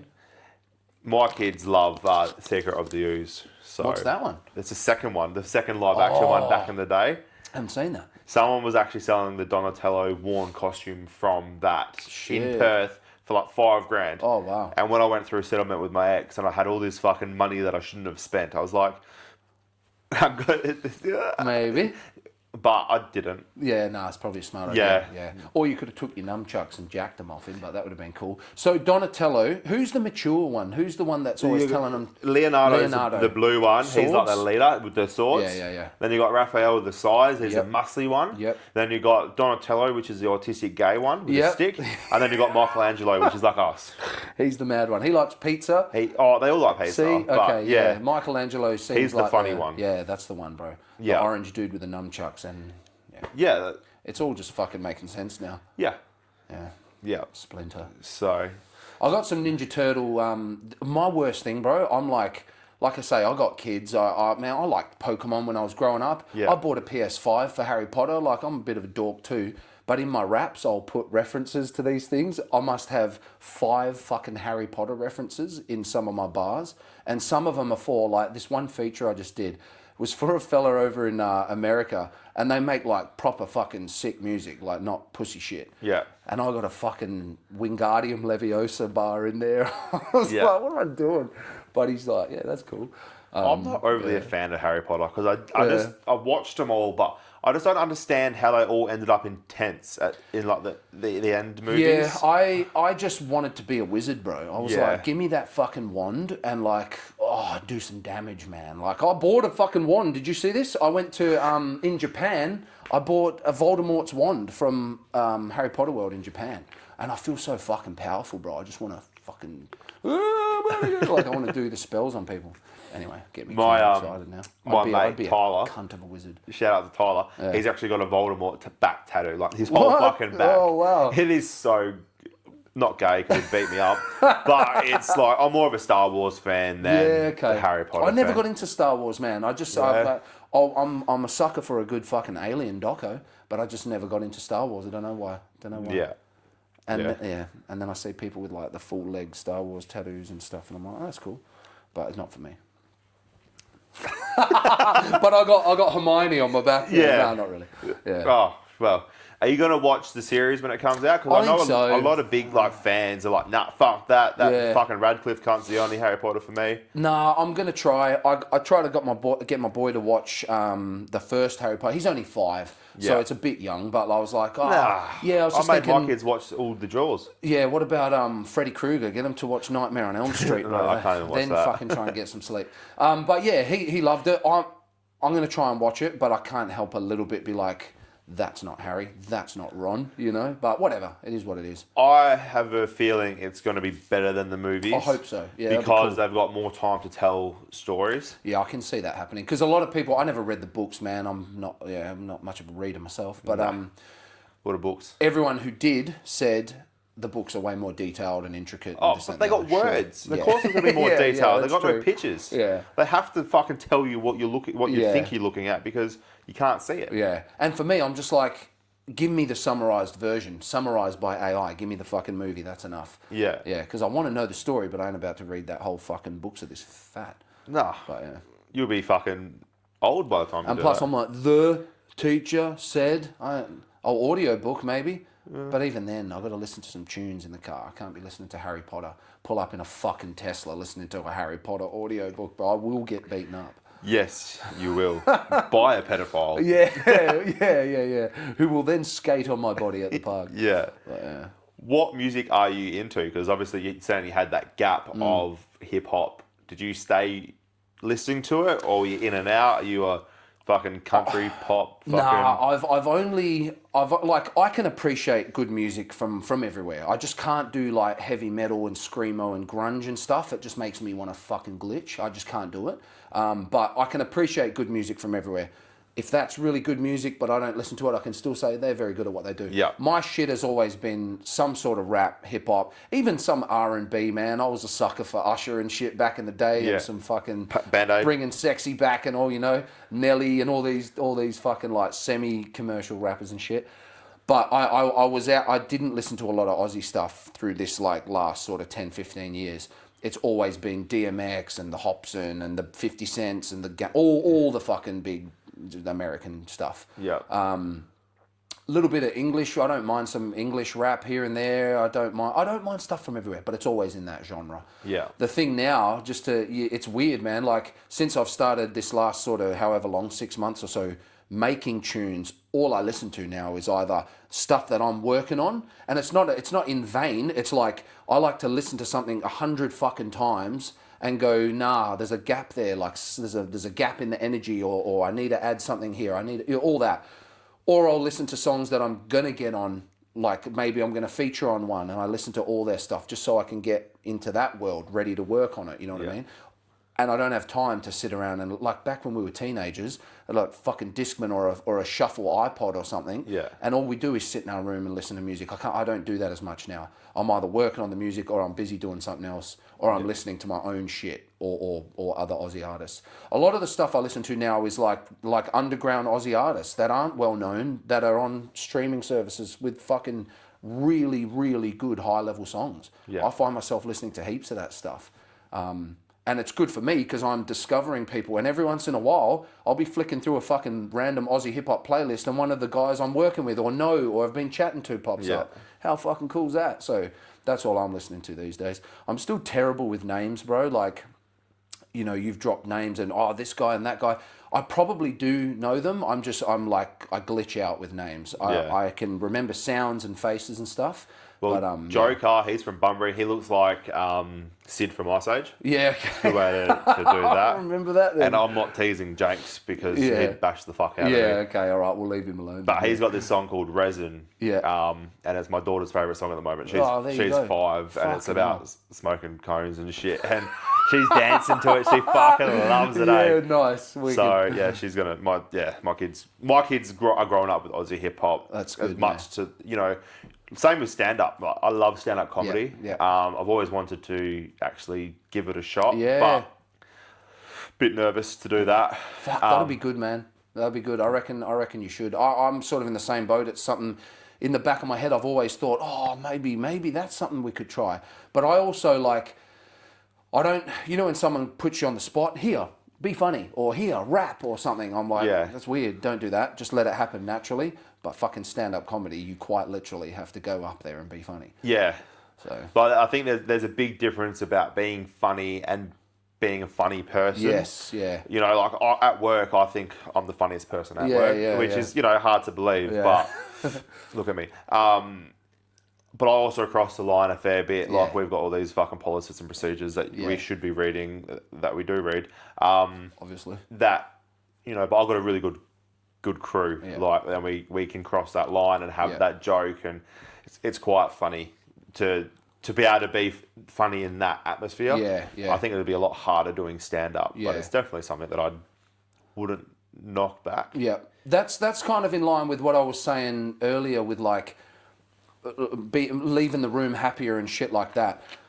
That there to be, whether it's at my expense or someone, like, I'm happy to be the fucking pincushion of comedy so that the workplace is happier, so that the boys have a better day, because I'm a pretty fucking chirpy dude anyway, but again, a lot of people don't have that. They don't have a good time at home. Maybe they're going through a bad time. So that little fucking moment at work, if that can be made better, and man, I'm working 10, 12-hour shifts when I'm working, so it's 12 miserable hours are a fucking long time, 12 happy hours, sometimes it goes like that. Yeah. And I'm all we've been missing is a feed and some beers, and I've been paid to hang out with my fucking mates, working, That's the worst thing. I always get told, every supervisor training I go to, they're not your mates, they're your workers. I think that's fucking...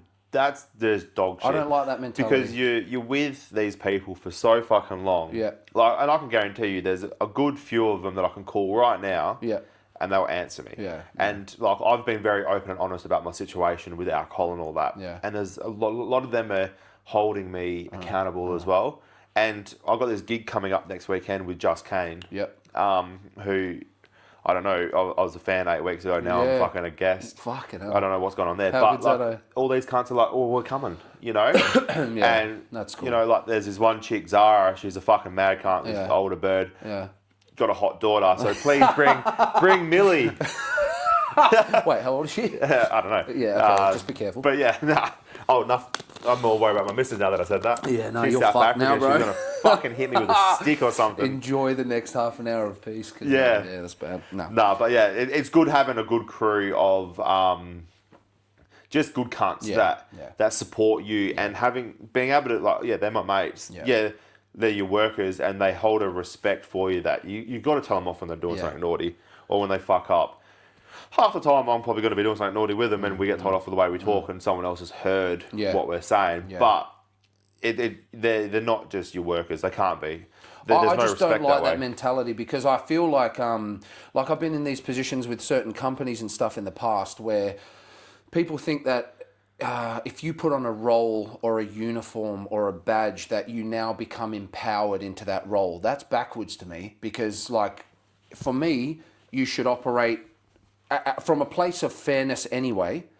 If you put on a uniform, you're now confined to those parameters. You now have to act in line with those policies now. You shouldn't feel more powerful, if that makes sense. Especially in like anything like security or anything like that. And it's stereotypical fucking, power trip and bouncer or cop or whatever.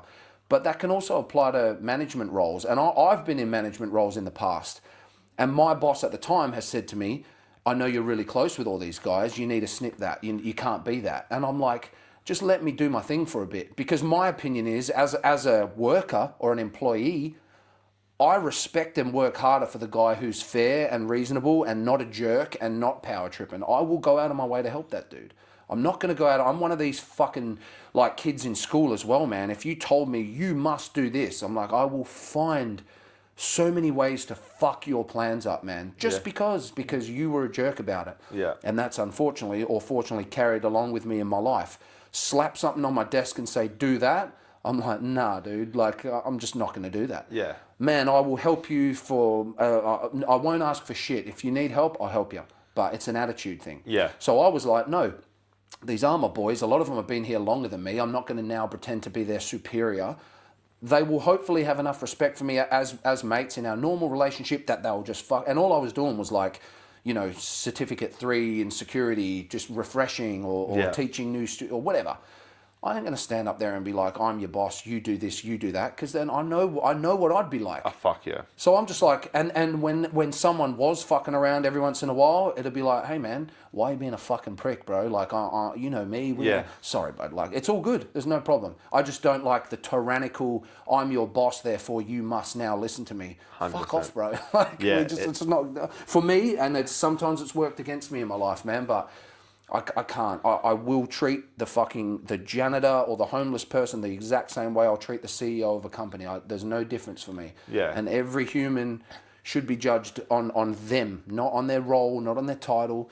It's I don't even like in social settings. You meet somebody, oh, what do you do? Sometimes I have people go like, oh, what do you drive? I'm like, what a strange question to ask. Maybe because they want to take the piss out of me for my fucking Tesla. Your mum can't. That's what I drive. Yeah. But like, who cares, bro? Who gives a fuck what you drive? How about who are you? That's what I care about. Yeah. Anyway, it's just a strange, strange mentality. And you see it backfire all the time. Yeah. And it's funny because like the other day, all the guys put their paperwork in my tray, and then they put like whoever's, because we've got like 4 supervisors, whatever. They put and there was a donut in my tray. At the end of the day, I was like, fuck yeah, I fucking made it. Yeah. They're buying me donuts. Yeah. So, and see, we did shit like that at like one of my old workplaces. It's crazy how your mentality can affect the way you perceive everything in life too. So like, we'd put shit in each other's fucking trays and stuff like that. Yeah. Man, I've had all sorts of shit. Mini condoms, pamphlets to gay fucking massage parlors. You keep them? They're all in my car. Yeah. I keep them. I mean, I look at them and I'm like, funny, the boys are fucking, good one. But some people get the same exact thing and take it to HR and go, oh, they're bullying me. And I'm like, we're trying to involve you, dude. Like, you know what I mean? And some people, unfortunately, like for me, even in school and stuff, man, I fucking hate bullies. Like, it is my mission, sometimes too much, to help people. But like, I'll become a vigilante on the road, man. Sometimes if someone I can see, I'm like, hey, leave him alone. I can't help it. So then I drive a Tesla. Leave him alone. No. But then man, I would never want to fucking hurt somebody's feelings. But like, I don't think it's actually bullying, but like bantering with everybody. That's just mandatory. You know?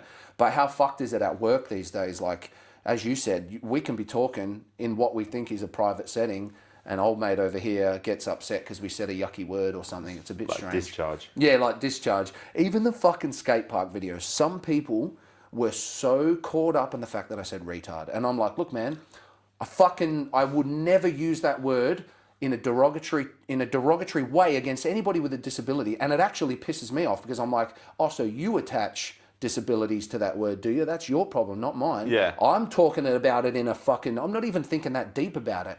This guy, his brain ain't working. I don't mean, it's the same as when we say gay. I don't mean homosexual, man. Yeah. It's a strange world. You do, but, yeah, but it's like, It's a strange world, and this whole cancel culture that sort of popped out of nowhere over the last how many years. We're going to deal with it after this comes out. Bro, we definitely getting cancelled now. But yeah, it's strange because at the core of it all, I know who I am. I know I'm a good person at heart. I know I don't have any sort of fucking ill feelings towards anybody. Other than your missus. Other than my fucking missus who doesn't support. No. You know what I mean? So it is more offensive when someone accuses you of doing something that you're like, nah, man, fuck that. And they don't, half the time they don't even know what the fuck they're talking about. Nah. Or they've got an idea off a fucking 15-second bit of an Instagram clip, and now they apply that to everybody. Yeah. You know, or every person, or every wrangler, or every bloke. You just attach it all because you heard it once on Instagram. And it's actually, I'm actually not dreading the day because I don't really care. Because I'm me, but I'm waiting for the day that someone sends in one of my fucking videos or podcasts to work. Because I'm meant to be in this mature, sensitive, fucking supportive role. Yeah. Which, you ask my crew, I am. But you ask the letter of the law, you're like, you fucking, you're not doing this by the book. It's like, fuck the book. Yeah. But I'm waiting for that day for that to get sent through. But at the end of the day, I've lived a life. I'm an alcoholic, for fuck's sake. I'm fucking all these other things that I've done in my life that I shouldn't have done. And people take one thing and go, well, this guy's fucked. You can't do it. Yeah. I'm big on time, place, circumstance too, man. Like, we can say things with mates that you can't say in a fucking board meeting. I have a potty mouth. I talk a lot of shit, man. I say a lot of inappropriate jokes. But it's maybe not time to... The problem with this setup is it feels like it's just me and you, but there's going to be 10 billion views, right? So now you're fucking getting me hard. There's going to be 10 billion of course views. There's going to be 10. Hillary Duff is coming on. She ain't coming after this. She's like, I ain't sitting on those couches, no way. No, you can come to my house. But we got a special couch for you, Hillary. Yeah. It's good, but I think you should be able to be yourself at work and say whatever the fuck you want. I got to... Yeah, the way you look at it, it's just... Do you know what I mean? Though, like if somebody's over here who I know is very sensitive about something, I'm not going to deliberately try and actually upset that person. Yeah. But I will joke about the most. I mean, fucking all the topics we've already started to get stuck into today. We've laughed about every morbid, dark thing. Yeah. It's also a coping mechanism too, right? Because we're retarded. Because we are retarded. Yes, I'm fucking convinced I have a myriad of undiagnosed medical issues, but that's another story. But yeah. Anyway, time, place, circumstance. Yeah, I don't want to upset anybody. I never want to upset anybody. But if people are that fucking sensitive to somebody just being themselves or coping with things in their way, then maybe they're not my people either. Yeah. And that's one really important thing that I kind of learnt and heard, luckily, early in this fucking Instagram journey is I want everyone to feel sort of comfortable around me, right? But that can sometimes mean acting in a way that you might not, that's not really you, or hiding a certain part of yourself. It's like when you find a new girlfriend when you're young and you think, I've got to be exactly like what she wants, not myself. It's like that. And all that kind of does is eventually lead to people just being disappointed because what you've shown them isn't really who you are. And so for me, man, a lot of people have sort of opened my eyes to that, and the authenticity matters. Authenticity matters. And if that means that a select few people are going to not like you or not want anything to do with you, on the counter, it also means that the people who do, they're really going to fuck with you because you're being yourself and they magnetize towards that. Yeah. So that's big for me. And I get a lot of people that sort of talk to me about that now, being yourself. Can I be myself? I don't know how to just be natural on camera and stuff. And as we said earlier, time. It does. It fucking does. Because it's weird, bro. I can't even film on my front camera. It doesn't work. It says it's unrecognized. So I selfie everything. Yeah. And I'm this is why I fucking laugh at myself. Because I'm like, what am I doing, cunt? Sitting in a fucking house talking to myself, Sometimes you forget that thousands or hundreds of people are going to see it. So it's different. But anyway. We'll say with thousands. Thousands and billions. Yeah 1 billion. Yeah. It's definitely a crazy journey doing this as well because it's not only sitting in front of the camera talking shit, but you're also putting yourself out there. How did you find it? Obviously your missus didn't support you, but what about your mates? Well, that were your mates and your family since you started this. They were great. So it was good to finally get... Bro, honestly, like, that's another strange one for me too. I reckon throughout my life, less than 5 people that I would regularly see or know or hang out with knew that I rap or like rap. It's just, I don't know, other than the mates that I grew up doing it with in high school, which even then, it was never like, hey man, I'm the fucking shit. We were all messing around and we were all doing it. I honestly, a lot of people were just like, oh, he's lost his mind. He's fucking sat at home for that long and now he's like talking to the camera. They thought I went fucking cuckoo. Yeah. Maybe I did. But the point is, I didn't outwardly tell anybody I like rap, you know what I mean? I'd be listening to a song and someone's like, oh, you don't look like you like DMX. And I'm like, hey, arf, arf, yes I do. I'm a dog. Yeah, so they didn't know, bro, to be honest. My brother and my dad, my family knows that I've loved it, but none of my friends really knew. Yeah. Or if they did, it was from a long time back. So they quite literally thought I was just fucking taking the piss. Which I am a little bit, but... How are they now, but now that you're like you're following, right? Yeah. Looking at this, I've met rappers and all that sort of stuff. You've got 18,000 followers, right? Fuck. Man, that's crazy for the time that you've been doing it and the not knowing the direction you're going either. Like you don't have a plan of I'm gonna do this. Yep. You're just fucking winging it and taking it how it is. But then I see people that are really good at fucking rap. Not saying you're not. But you know what I mean? Like, that have been doing this since they're fucking high school. And they're not doing anything wrong. And they've only got 1,000 followers. How's that go? Are you getting any jealousy from any of these guys, or are these guys wanting to work? Or For me, I think, look, like, I've always said this. I like to think I'm pretty fucking easygoing, man. I'm not someone who puts myself on a pedestal. I don't try and peacock. I'm chill, man. I'm chill. But, like... I think if I wasn't that way, if I was a fucking I'm so cool.com, I'd hate me too. You know what I mean? Especially if I'd been trying to fucking grind at this thing and some fucking random early middle-aged ginger, I'd be pissed too. Yeah. But I think hopefully me being pretty fucking cruisy, I'm not trying to take anything from anybody. I'm not trying to take anything off anyone else's plate. If anything, I'm thinking me having a laugh, taking the piss, getting eyes on, will only benefit the industry in general. Because if you're watching me, maybe Aussie hip-hop ain't that bad. Because we saw fucking Trik singing some inappropriate shit about putting his dick in people's food. So, and now we go watch other... That's my thinking. I'm not here to fucking eat everybody's food and take money off their fucking tables, man.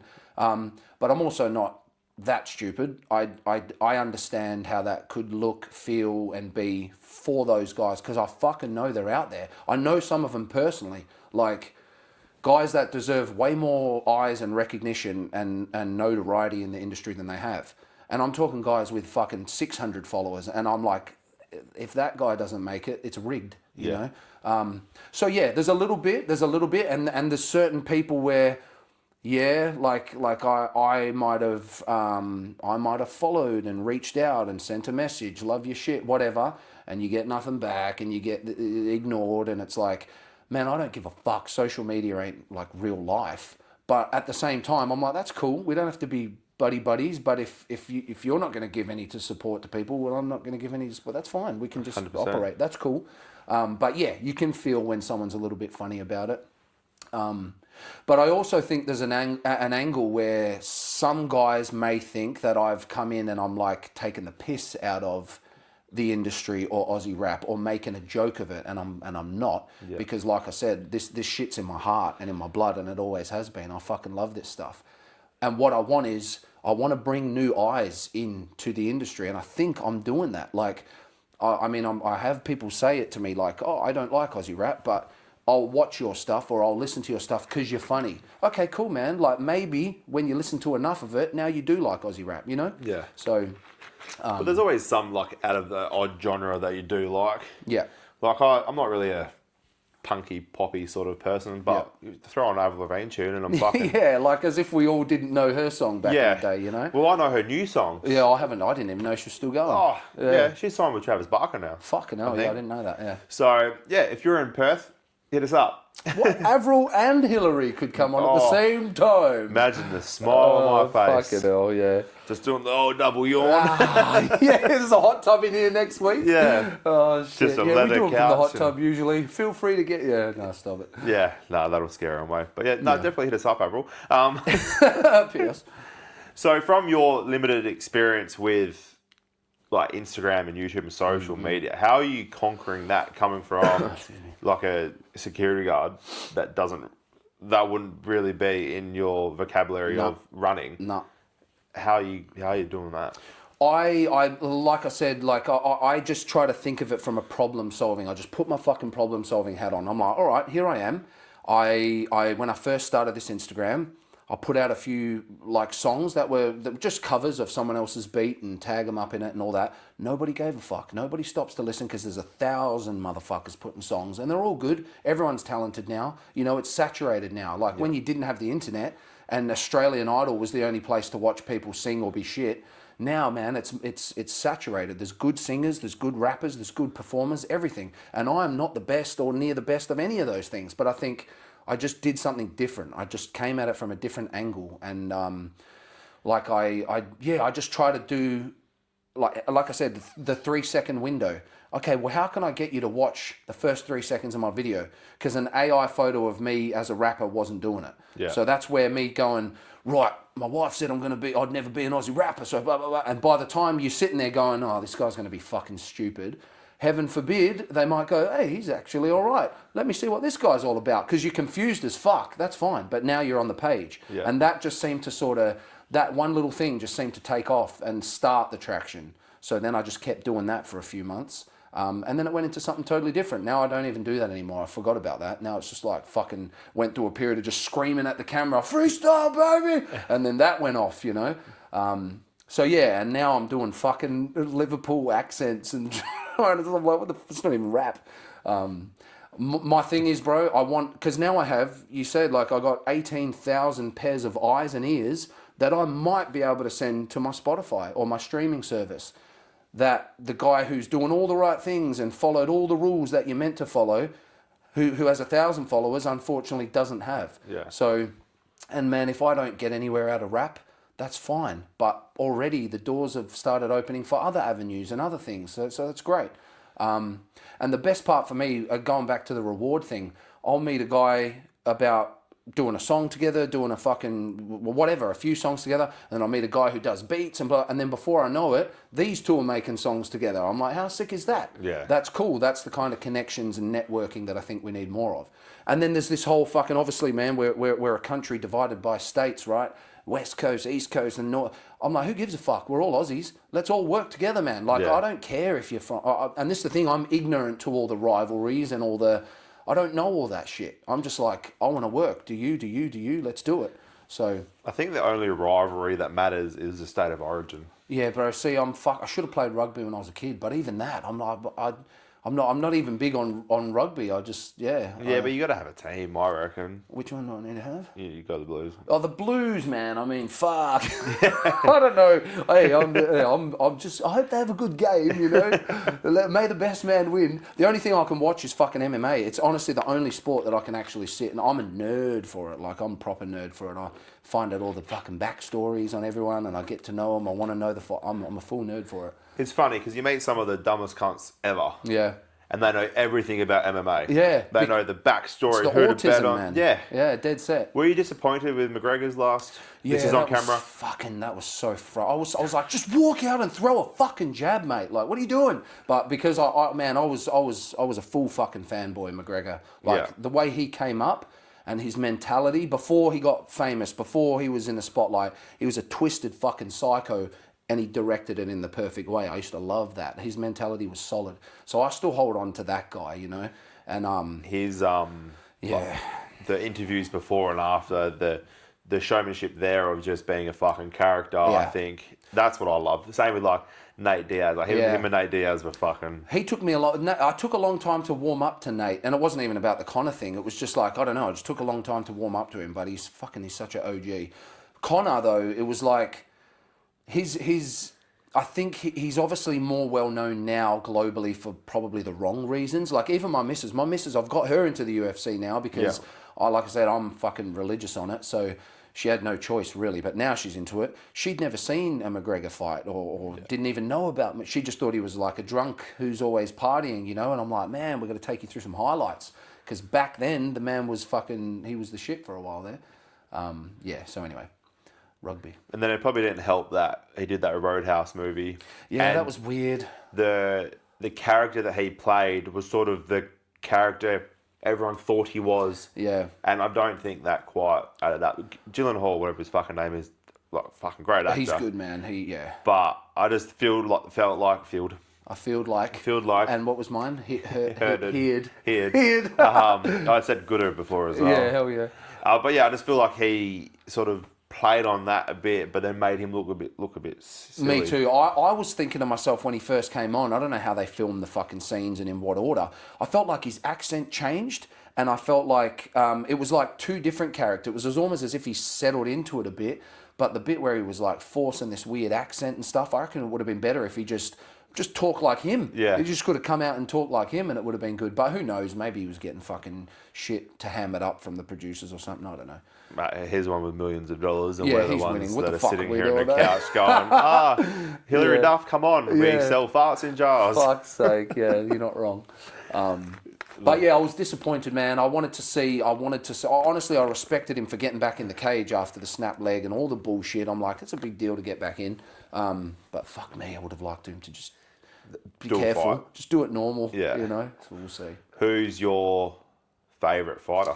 I struggle to have a favourite. I have like generational favourites, and I tend to have like Chuck Liddell was one of the earliest.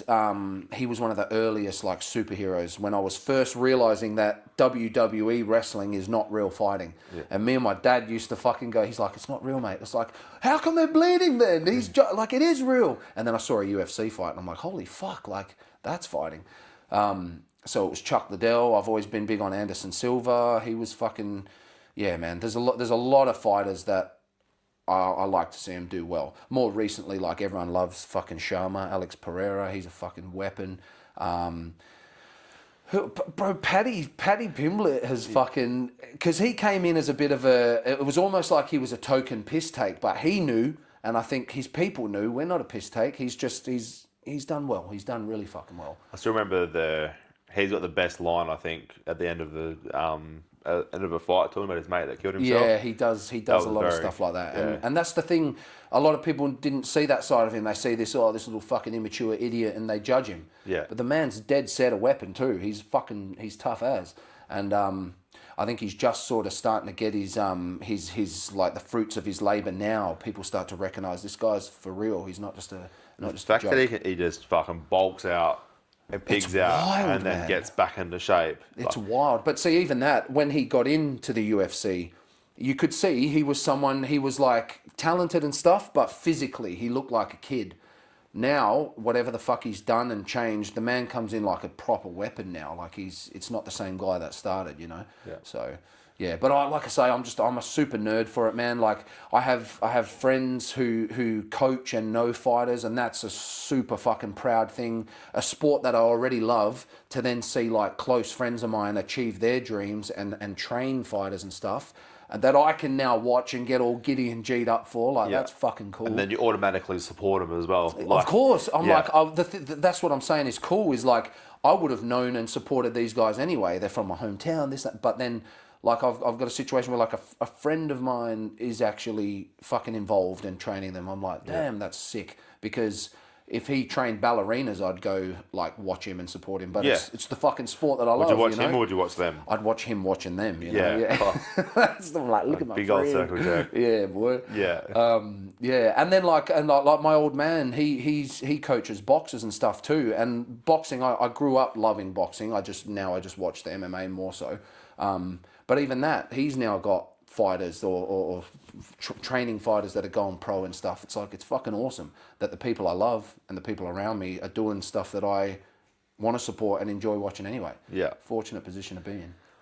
I've only been to one fight. It was like just a Perth, Yeah. Muay Thai fight, whatever it's called. Yeah. And fuck me, those girls can kick harder and take a kick harder You'd be than doing I the can. dishes, eh? Yeah, Oh, you're yeah. just doing the dishes. Yep. Yeah, I'll do I'll it. let them cook. Yeah, you are way better at steaks you can than have me. your fucking well done steak with no You're seasoning. like, off my chair, mate. Yeah. Sorry, sweetie. Yeah, she'd be in here doing fucking podcasts. Yeah. Nah, they're fucking vicious, man. Muay Thai, I love the art of Muay Thai. It's like, especially, my favourite shit to watch is just like high-level fighters sparring, how they play and they touch spar.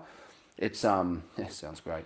Yeah, it's very flowing and it's like an exchange of art rather than we're just going to fucking whack each other's face. And I think it'd be a lot harder being able to throw a punch but pull it before you hit them than it would be to throw them. Yeah. Well, these guys are just, they're so fucking high level. They're laughing while they're cracking each other. Catch the kick, throw the kick. Oh, we could have dropped you there, but it's like friendly. We're learning. We're getting better. Some sports, boxing in particular can be one. I mean, it's more limited in the sense that we're just punching each other now, right? I know there's a lot of levels to it, but I'm just saying it can get a little bit more hostile when you're sparring in boxing. It's not culturally as playful as like Muay Thai. And then MMA it's like the CrossFit of combat. There's so many facets to learn. Like, you can't fuck around knocking each other out and sparring because you got to learn. You got 2 more classes to do today. It's just So. Yeah, anyway, fucking going about MMA all day, man. I love that shit. Why don't you fight then? Man, it's always been something that I'm like, ooh, I could do that. I trained a little bit when I was younger. I sort of got close to the idea of looking at getting a Muay Thai fight, but like, it was one of these things. One, I didn't feel it in my core that I really needed to do it, and I always felt like I didn't want to disrespect the sport by just giving it a go. And maybe it's something that I have a mentality of. If I can't do it all out, like full on everything, I'm not doing it. Yeah. Sometimes I think it's good, and sometimes it's stifled me from doing anything. I end up doing fuck all. Yeah. So essentially, there was that. I didn't feel that passion, which made me think maybe I shouldn't go in and risk my health. But also, I was always a little bit heavier. Even when I was skinny, I was like a fucking 96 kilo ribs and bones 17, 18-year-old. And the only people I was going to be able to fight were like fucking 6'3" Islanders. And I was like, no, I'm good, bro. I'll just stay here in the gym. No one wins that fight. No, dude, I ain't playing that. So yeah, it just never quite panned out. I still get a little itch like, if I could have a box, I could have a box. I like training. I like the process of training. And like physical training in any sense, martial arts, strength training, anything, I never realized how positively impactful that was on my life until the last few years, really, when I've done it the least I've ever done it. Like the last 2-3 year window is and many reasons, injuries, getting fucking old and letting myself go and being lazy, having kids, all the excuses, right? Fucking kids. All the excuses. But I'm like, God damn, I was in a good spot, not just because I'm fucking... Everything's easier. You feel better. Getting dressed is easier. Everything's easier. I don't have to go to fucking Big Boy and Joondalup. You know, it's just like, yeah. So, but I also do like that when I've stepped away from physical training, it's a guilt. Like, I need to get back. I'm glad I'm not content doing nothing. If that makes sense. Yeah. So now that you've got this following, how are you going to going back into normal life once you go back to work? How's that going to go? You know, like... I don't know. It's interesting because, like, again, I think a lot of people thought I was just fucking losing my marbles, and maybe I am. But I'm just me, man. Like, I could be having dinner with the Queen and then still go and talk shit. Like, She's dead. Oh, that would be awkward, actually. Yes, yes. I'm like, yeah, have some, you lazy bitch. Yeah. Chew. Stop. Chew, woman. Yeah. No, yeah, fuck, bro. That's awesome. God. I don't know. Where are we going? We're going to have to fucking see. Yeah. Like I said, I'm always going to be me. I'm always just going to be myself. I'd like to be like a richer version of me, but you know what I mean? But what does that mean? Is that happiness? Is it money? Is it, you know? Yeah, this is another interesting thing. Like, to be fair, I'm not really driven by money. And it sounds so dumb to say, and people say, oh, people with no money say that. Yeah, I'll have it, I'll take it, I'll earn it, whatever. But I'm not driven by. I'll spend it. I'm not driven by money, man. I'm driven by enough money to keep my people safe and happy and fed and comfortable. Yeah. Beyond that, and maybe it's a bad thing, but I don't give enough of a fuck. I think more valuable things come from life than money. And money comes and it goes. Yeah. And for what? Like, you got a few things to show for it. You got a nice car, you got a nice house. Like, that's all the stuff, the good stuff. Yeah. But But does that matter to you? I mean, I know people, bro, who are hour by hour. I should be working. I've got 3 jobs. I've got to go I've got to grind. Fine, bro, if that's what does it for you. But I will never force myself to do that unless it's to feed my children or to you know what I mean? Then you grind. But for me, nah. Because this is the other thing. I'm like, I'd rather live a humble life with my family than a rich, privileged life that I never see them because I'm fucking working my ring out all the time. I just don't. I don't know. That's why I refuse to do fly in, fly out. Yeah, I did too. Yeah. It's not. I don't agree with it. Like, I'd rather earn less and have the shitter. Yes, it's the shitter roster, and yes, you do get to spend more time if you have, with your week off and shit like that. But if something happens, I can leave work, whether they like it or not, and go to the hospital, go to the school. I can. That's huge too. Yeah. I was due to fly out. This was years back. I think it was just as I met my wife. Like, because I think we've been the one that supported you, or the one that doesn't. We've been together like 7 years or something, 7-8 years now. I hope it's not like 12 and she's going to be so pissed, sorry. Yeah, we've been together for a while. Yeah. And when I first met her, it was like, I was that close to going, because why not? Money and all that. And the day before, man, I'm just sitting there and something happened that was 2 weeks ago that I remembered. And I was like, everything that has just happened in that 14-day period, I would not have been here for. And it just made me like really overthink every time I'd watch my kid, every time anything. I'm like, I would have missed all that. So like, fuck that. I just bailed. I bailed the day before. And same thing. I'm like, I'll earn less and be in my comfort, But then see, that's another problem. Sometimes like your comfort zone can be a killer as well. And I've fallen into that bad. Like, I used to do everything I could to make myself uncomfortable. Usually in training and stuff, I'm like, I've got to do an extra one. I forgot how many I've done. Well, now we do more. Challenge. Then you stop doing that. And again, that's where I realized how much that actually positively affected my life, because now I don't do much training and I live in a fucking zone of comfort. And it's like having a cold shower is super hard. You know what I mean? Like all these I hate cold showers. Yeah.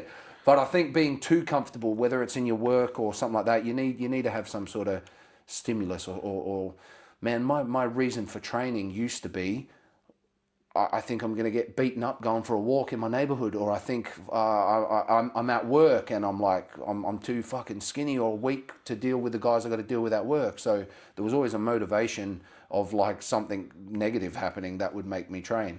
Then I go to a job where I feel confident and comfortable, and I'm like, I'm not the fattest, I'm not the oldest, I'm not the weakest, I'll be right. And then you're all of a sudden in this fucking just this rut of comfort. So that's fucking dangerous too. And now we've got all the excuses, don't you? Like every excuse, like kids, misses, all those excuses that actually matter. And my little fucking excuse monster is good, bro. He's convincing. So like, I'm good at justifying shit. You know what I mean? Like even if it's wrong. So like buying a PlayStation, just Harry Potter though. Harry Potter. You know? Yeah. Like if you look at it, like to me, it's fucking valid. It was magical. But to someone else, it's like, yeah. But it's that's a conversation we had to have. Not just like, I mean, this is a conversation we should all have.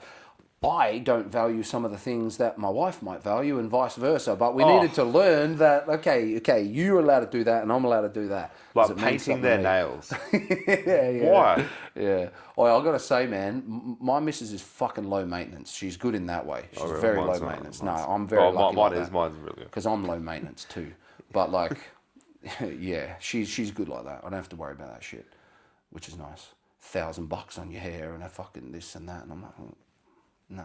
It's expensive. Yeah. Living is expensive just in general, and it's getting worse. Like nothing's changing, but everything's getting more expensive. Yeah, and smaller. Fucked. Bro, I went and got a Kit Kat the other day. I was like, this is some bullshit. Kit Have you seen an LCM bar? No. Remember LCM bars back in the day used to be this big fucking like a whole Subway footlong, bro. Yeah, like a whole packet of rice bubbles with some fucking marshmallow mixed into it. Now it's like that big. It's sick and it's more expensive. Yeah, that shits me. You can't go to the shop for milk and not spend $150. It's fucked. Even those stringing fucking cheese sticks. Oh, yeah. They don't string as good anymore. Oh, bro, man, that was my life. Was like roll-ups, Dunkaroos, all these snacks I used to live off at school. Ovaltinis, bro. Yeah, that was. Yeah, we used to think we were like popping some cool pills back then or something. Fads, the little lollies that were cigarettes. Fads, weren't they? Yeah, I remember when they were called something else They were called. Yeah, they were. Almost said it. And then all of a sudden, a little D came in, and a little G went away. Yeah. Fucking And they started being fags about it. Sucking on some. That's how it goes. That's it. So, yeah. It's fun. So obviously we're going to get in so much trouble after this interview that comes out. But we're going to start again 10 times, bro. Yeah.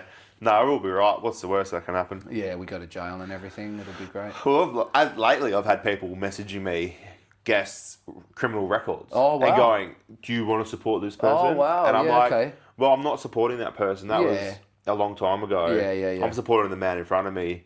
You know, I'm supporting their art. Yes, they've done negative. We've all done something fucking bad in our life. Some have done worse. Don't condone it all. But I fucking lost my shit this morning. Posted a fucking rant on my story, telling everyone to fuck off. Yeah. But I don't need to know. You know, this is what I was saying. That ignorance is bliss, and I know that's not always the greatest excuse, but because I've had a couple of those where it's like, oh, are you working with, or I see you follow this guy. He's a such and such, and I'm like, man, unless I can go and literally see something violently, like terrible, okay. But I'm saying, I don't know these people personally, man. Like there was a well-known rapper who commented on one of my things, and I posted a story saying, this is a pretty big deal. I saw this guy when I was a kid, and now he's commenting on my stuff. This is a spin out. And someone messaged me saying, oh, if you're gonna put your level at a crackhead or this or that. And I'm like, hey, dude. I was going to ignore it, but I thought, nah, fuck it. I'm like, hey, bro, I don't know this person from a bar of soap. I don't know anything about their history. I'm not talking about who he is as a human at this point. Yeah. I'm talking about his work, and that's what I'm commenting on. And the cool thing was this fella responded well and was like, my bad, bro, that was pretty rude, and it turned into a positive thing. But again, I'm like, I don't, sometimes maybe we should do some research, because I don't want to be knocking around with someone who's an evil piece of shit, but also exactly what you said. I take people on face value. Just because you don't like them or you say they did something wrong, let me figure it out. Let me see. Unless it's one of my close friends or people I really trust their judgment, sure, then I can be a little more cautious. But yeah, I think that's a pretty strange mentality to just hate somebody forever because they might have upset you back in the day, you know? Yeah. But the thing is, I get it if it was just one person. Yeah. But I've had multiple different guests get shit talked about them to me. It's like, at the end of the day, like, I'm talking to the hip hop community. Yeah. We're probably not the nicest people. Like, you know, look at battle rap, for example. Yeah. Battle rap is where you go in and you say the meanest thing possible to someone that you probably like and that you'll get along with. Yeah. You say the wrong words. You say fucking everything that you shouldn't say and you won't probably say in general. Yeah. Same with some of our conversations today. It's like, we're just having a joke, having fun, fucking whatever. Someone's going to get offended by it, but they're probably not my target audience. And if you don't like how we're talking, fuck off. And that's what I'm saying is, like, the right people will know that we're taking the piss. They'll know that. And if this is just not your fucking language, then it's better for both of us to not be involved in each other. So, and that's life, man. You can't fucking get along with everybody. But we can be cordial. That's one thing is, like, I think we should learn more. Just because my opinion doesn't match that opinion, we don't have to fight or hate each other. We can just operate from different places in life. You can actually operate next to each other. Yeah, you can. Like a battery, you got to turn them both around to make them work. You got to have a positive and a negative. True, And like, as much as I might say gay, fag, homo, whatever, one of my favourite battle rappers at the moment is I don't know what to call him, a trans? Yeah. Like Cassowary. If you haven't seen her battle raps? No. Fuck, she's done 2 battles, I think. Yeah. And I'm a fan. Yeah, that's And good, I'm not afraid to fucking admit it. I think she's done good. Yeah. I think Spitz fucking won the last one, but I still think she's fucking dope. And you know, if she comes to Perth, 100% I'm getting her on. I don't care what fucking I got to do to get her on. Yeah. Well, but I'm getting her on because I'm a fan of what she's doing, and I'm a fan of the hustle of being. Like you, for example, you're a ginger, and you're the minority that. It's the circus show over here. We're doing our best, yeah. But you know what I mean? Like you're taking on from. Getting good at this is already hard enough. Yeah. But being a minority like a trans or a ginger, you're gonna you're already starting 10 steps behind everyone else. I think if you, and is it cassowary? Cassowary, sorry.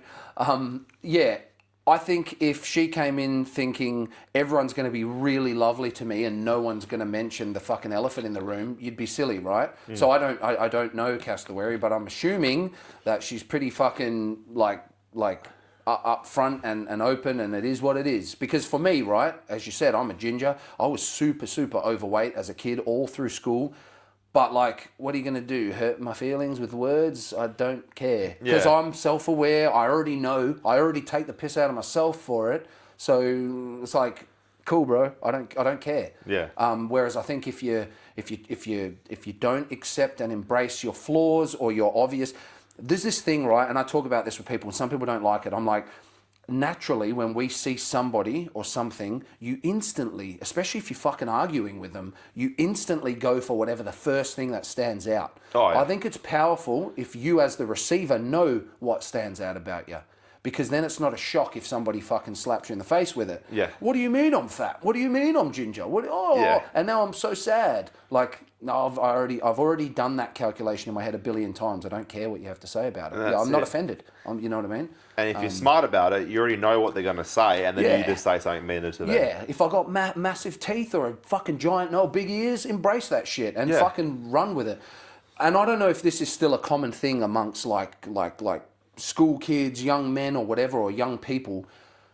And I'm just speaking from my perspective as a bloke. Like, part of embracing a new friend or a new person in the group is you test their fucking banter. You give them a little bit of... It's not bullying, it's threshold testing. Yeah. I had it when every time I've gone to a new job, right? Some people start the exact same job as me and get the exact same shit that I got, but I'm now mates with these guys and you're now complaining because you took offense to it. Yeah. What I'm saying is, like, people give you a bit, give it back. Or show you're cool, and then they're like, oh, he's actually cool, he's all right.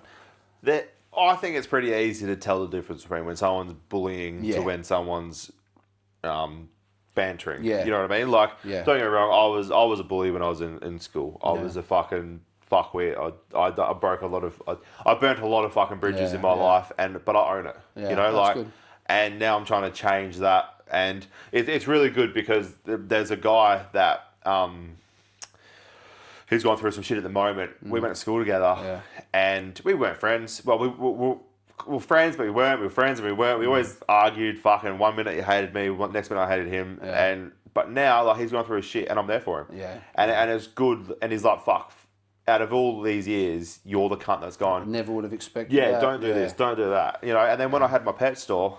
Long story. Yeah. He supported me, you know, like fucking out of the blue. Like fucking, it's weird. Yeah. And, you know, I think you can't judge someone for what they did 10, 15 years ago. No.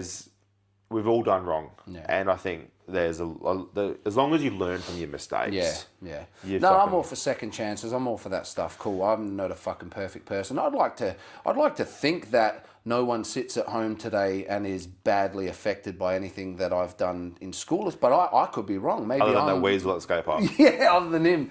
Bro, whatever. Anyway. Yeah, but I could be wrong. Maybe I'm wrong. Maybe I have upset somebody. If so, sorry, don't be a pussy. Nah, if so, sorry.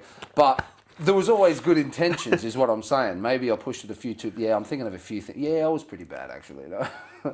But it makes us who we are today. Yeah. And... like, I'm big for it. Like, a lot of people will pull the piss out of me, and I have to take it. I've got no fucking choice. The other day, the girl squirted me with a fucking hose at 9 o'clock in the morning. Yeah. I was soaking all fucking day, and I was fucking grumpy all day, but it wasn't because they got me. It was because I was fucking freezing. But, it's, you've definitely got to learn how to give and take. It's the concept, give it but can't take it. Yeah, and that's common. It's like... I was just going to say something on that. I've totally lost my train of thought now. Anyway, keep going. Yeah, there's this guy at work, and I'm not going to say his name. I know he doesn't support what I'm doing. Right. I know he watches. Yeah. Because he bitches about it to everyone else. So if you are watching, fuck you. I know, and I'm not afraid to fucking pull you out on it. Oh, no, you know that I know, bro. I'm not afraid to pull you off, bro. I'm not afraid to, but I don't care. But there's a difference between having banter, but then talking shit behind someone's back and then having that same banter. Yeah. Because then that banter turns more malicious. It's toxic as fuck, man. I've been in rooms, not that many years ago, with groups of blokes who will, one walks out, fucking bag. So that cunt. Yeah. Yeah, I was saying, I've been in rooms with people. The guy walks out, tear him down to bits. What a fuckhead. And I'm sitting here going, I was new. I'm like, oh, I thought that was your mate. Yeah. But then comes back, walks out, same thing. Now they all tear him to pieces. I'm like, what a toxic place to operate from.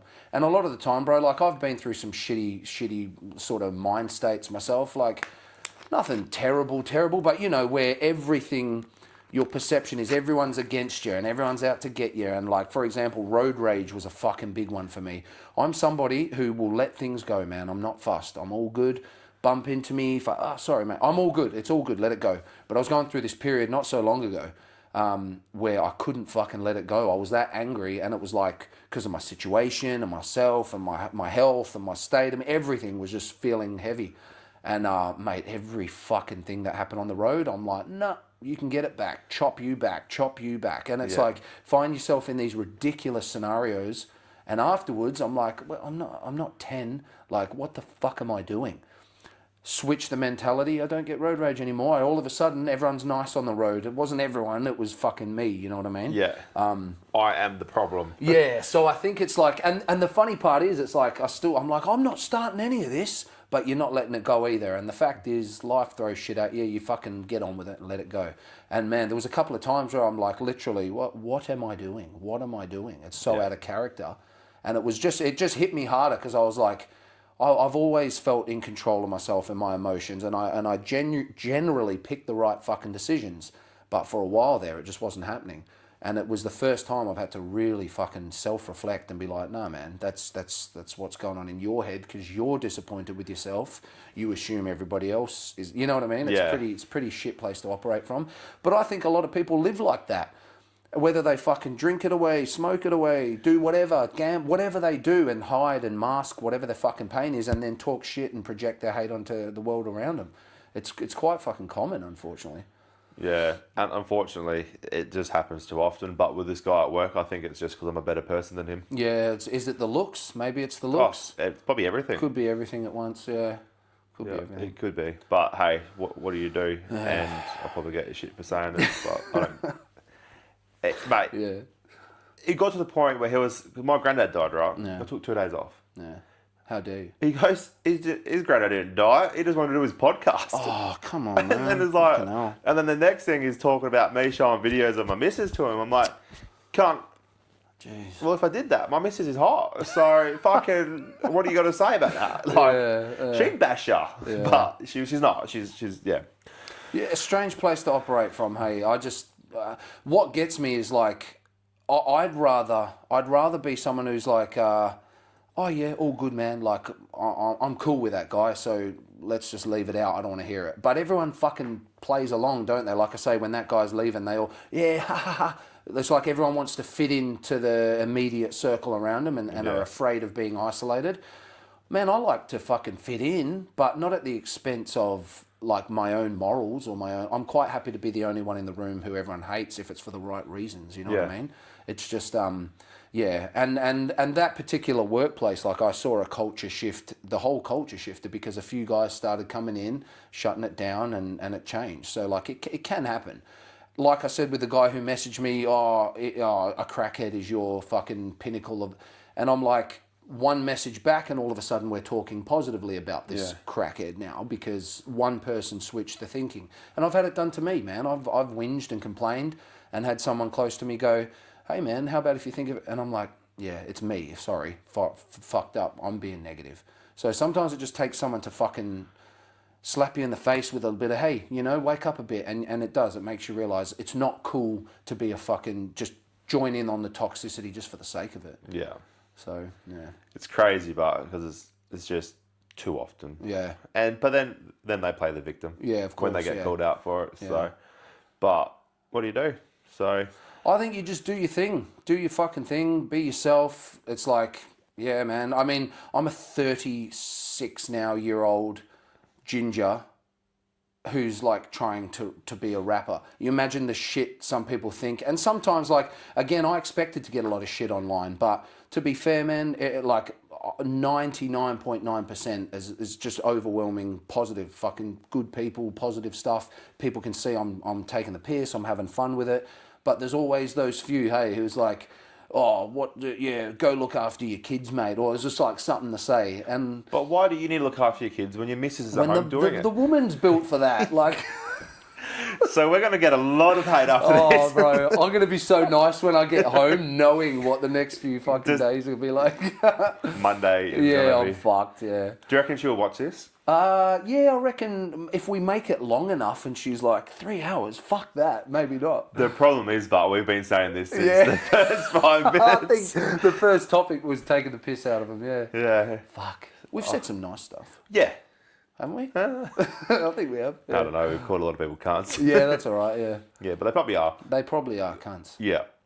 So, how did you, this gig that you, I don't know how we're going back to rap. But you got a gig coming up in September. Yeah, I forgot the date. I think it's the 19th. I think it's the 19th, yeah. So it must be the 19th at the Milk Bar for NJE. Oh yeah, it's funny because he hit me up early on going, oh, I'm coming to Perth. And it was when I first started getting all these messages. And I was like, another one's going to say he's coming to Perth. And now he is. So jump on. But I've also interviewed most of his interviewing most of his opening acts. Nice. And I've got, I think, Suspects going on there as well. Yep. And I want to get him on. Yep. I met Suspect at Breaking Bread. Yeah. He was a cool dude. Yeah. Easy to get along with, man. Walked straight in and we're like, hey. Because we'd obviously recognise each other online. And then, fucking cool dude. Yeah, in the toilets, bro. Yeah. He had a mate with him, bro. And he messaged me. He's like, oh, I'm going with Suspect to Breaking Bread. I'm like, man, I've met so many people in the last few months. I don't know his name, but I was like, I probably won't recognise you. He sends me a photo of himself in his beanie with these big fucking goggles on it. I was like, I'll recognise that. Yeah. As soon as I got there, he's like, hey! And I'm like, the beanie! And the boys were there. It was all good. But yeah. Yeah, we had a rapper drop his beer right next to us and splash me and my missus. Oh. She was going to fucking belt this little cunt. No. And it's Joker's mate. Right, okay. JB, I think his name is, Jesse. Okay, yeah. He just kept apologising, messaged me the next day apologising.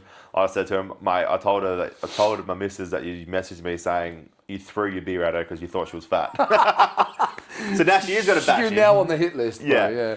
But, Suspects, he's opening for Just Kane next Friday. Nice. So a gig that we got going on there. Well, I don't know what I'm doing there, but I'm going. I'll be there. Yeah. I'm working. But he's going there, so I need to sort out a time with him. Nice. But I'm booked out till September. Good problem to have. It is, yeah. So we'll get him on and sort that out. But then I'll have everyone from NJE. How good's that, eh? Yeah, because he said to me, do I know anyone else from Perth? And again, I'm fucking pretty new, man. Like, I don't really know who's who, or I'll be like, what about this guy? And they're like, no, he's signed to a label. He's a full rapper. He's not... I'm like, oh, okay, sorry. Like, I don't fucking know. But they're the shots you got to shoot, bro. Yeah, it seems to have come together all right. Shoot the ones they're the shoots you got to shot. Yeah, shooted. Like the way I look at this is I've been told no every day of my life. Yeah. So what's another fucking few people saying no? Yeah. Like, it just reminded me of an Instagram reel. The guy goes, he's hunting for midgets to have sex with. So he put out 1,000 emails. So you've seen me on Instagram? No. He's put out 1,000 emails and he's like, I've been rejected like by 90-something%. But he's like, look how many, out of that little percent, he's still got hundreds of midgets. See what you said, that little. Out of that little email he sent off. Yeah. It's funny because I used to have a thing for midgets, eh? And did you? Yeah, wow. This is going deep into the dill dives. It's one of those things where, and then I found one on OnlyFans, and I was like, I'm gonna spend $30 and see what this is about, and it's the worst thing I've ever done. It's not good. I don't imagine. Yeah, okay, fuck. I mean, do your thing. It's all good. It's not as good as it seems, and I definitely didn't do the act with it, but it was At least you know now. Yeah, because otherwise you spend your whole life thinking how good it could have been, but it actually wasn't. Yeah, so as a 31-year-old. I'm 32 now. Yeah, that was a long time ago. I spent $30 on midget porn. I'd accidentally stumbled across it maybe in the old days, and then I'm like, I'll fucking have a look, but no, not for me. But the funny thing was, she was dressed up as a turkey on a plate. So she was like, good on her. She was playing the playing the right card. Yeah, doing that. From down there, though. Yeah, no, but she was on the dinner plate, like the Oh my big goodness. silver. Yeah, it was fucking. Maybe I bought the wrong one. Yeah, I think you might have bought the But I think it was the right one to buy to go, this ain't it. I reckon you learnt a valuable lesson that day. Yeah. Sometimes our eyes are bigger than our bellies, you know what I mean? Yeah. So, well, not as big as our hips. Smaller than our belly. Yeah. Oh, but yeah. So rap. Yeah. So now that you've been in the hip hop scene, we'll start closing this up because I don't even know if the camera's recording. Yeah, that's okay. If you couldn't tell of our conversation change earlier, the camera died. Oh, yeah. Because I'm new to this. It did. But what do you think's missing from this hip hop scene or the community? I could probably think deeper about this, but we kind of touched on it earlier. I think the sense of community that we can all fucking eat, man. Everybody can eat if we just stop trying to gatekeep. And I'm not saying everybody does, because I don't know, I'm new. But it seems like if we can because the other thing is, man, we're not just Australia. I think we can actually take it further than just interstate.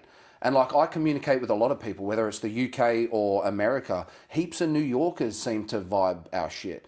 And sometimes I don't even think if we realize it. So like, we need to stop thinking individual and to be the best in our state or in our country even. Let's all work together and blow the shit up. Like, get our stuff international. Because I think we have enough talent now to do that, you know? Yeah. Whereas maybe years gone, maybe there wasn't. But I don't know. Yeah, that's what I would say. The gatekeeping, community, we're all on the same mission in some capacity. So let's fucking help each other. If I learn one thing from you, I can pass it on to him. The other thing is the mentality of being the big fish in the small pond. Be the small fish, man. Go learn something. Because for me, if I'm the best at anything, I feel like I need to now find somewhere I can learn more from someone better than me. I don't want to be the fucking best at anything, whether it's training or anything. Yeah. Find someone who's better than you so that you can elevate yourself, and then they should be doing the same. And before you know it, we're all fucking wizards. You know what I mean? So you do like Harry Potter. Mm-hmm. Yeah. So yeah, before we sign off, anything you want to shout out and promote or? I won't go full plugs, but everybody I've met in the scene, everybody I'm working with, have worked with, thank you. It's been awesome, and I'm looking forward to meeting and working with a whole bunch of new people as well. And like I said, let's fucking feast. Let's eat. Yeah, let's do it. No one else? I love my wife a lot. Thank you for your support. She'll just think I'm taking the piss. Just have my fucking dinner ready, love, all right? She knows. Yeah, she sick. Knows. Yeah. Cool. Cheers for tuning in. Make sure you check him out. But if you're on his platform, check me out. Check him out, yeah. The Bard, boy. And let's do that thing again. I don't even know. That was just gay as fucking thing. Shout out proper for the outfit. Yeah. Like I said, I actually bought something. The order fucked up. And I told them to surprise me. And they surprised me with this. And shout out to Kurt from The Den who did my haircut as well. So yeah, nice, non-paid promo, but and shout out to the fat shop in Joondalup who makes me feel thin. Thank you. Yeah, and the gay guy that works there. Yeah. Cool. That was fucking funny. Oh, bro.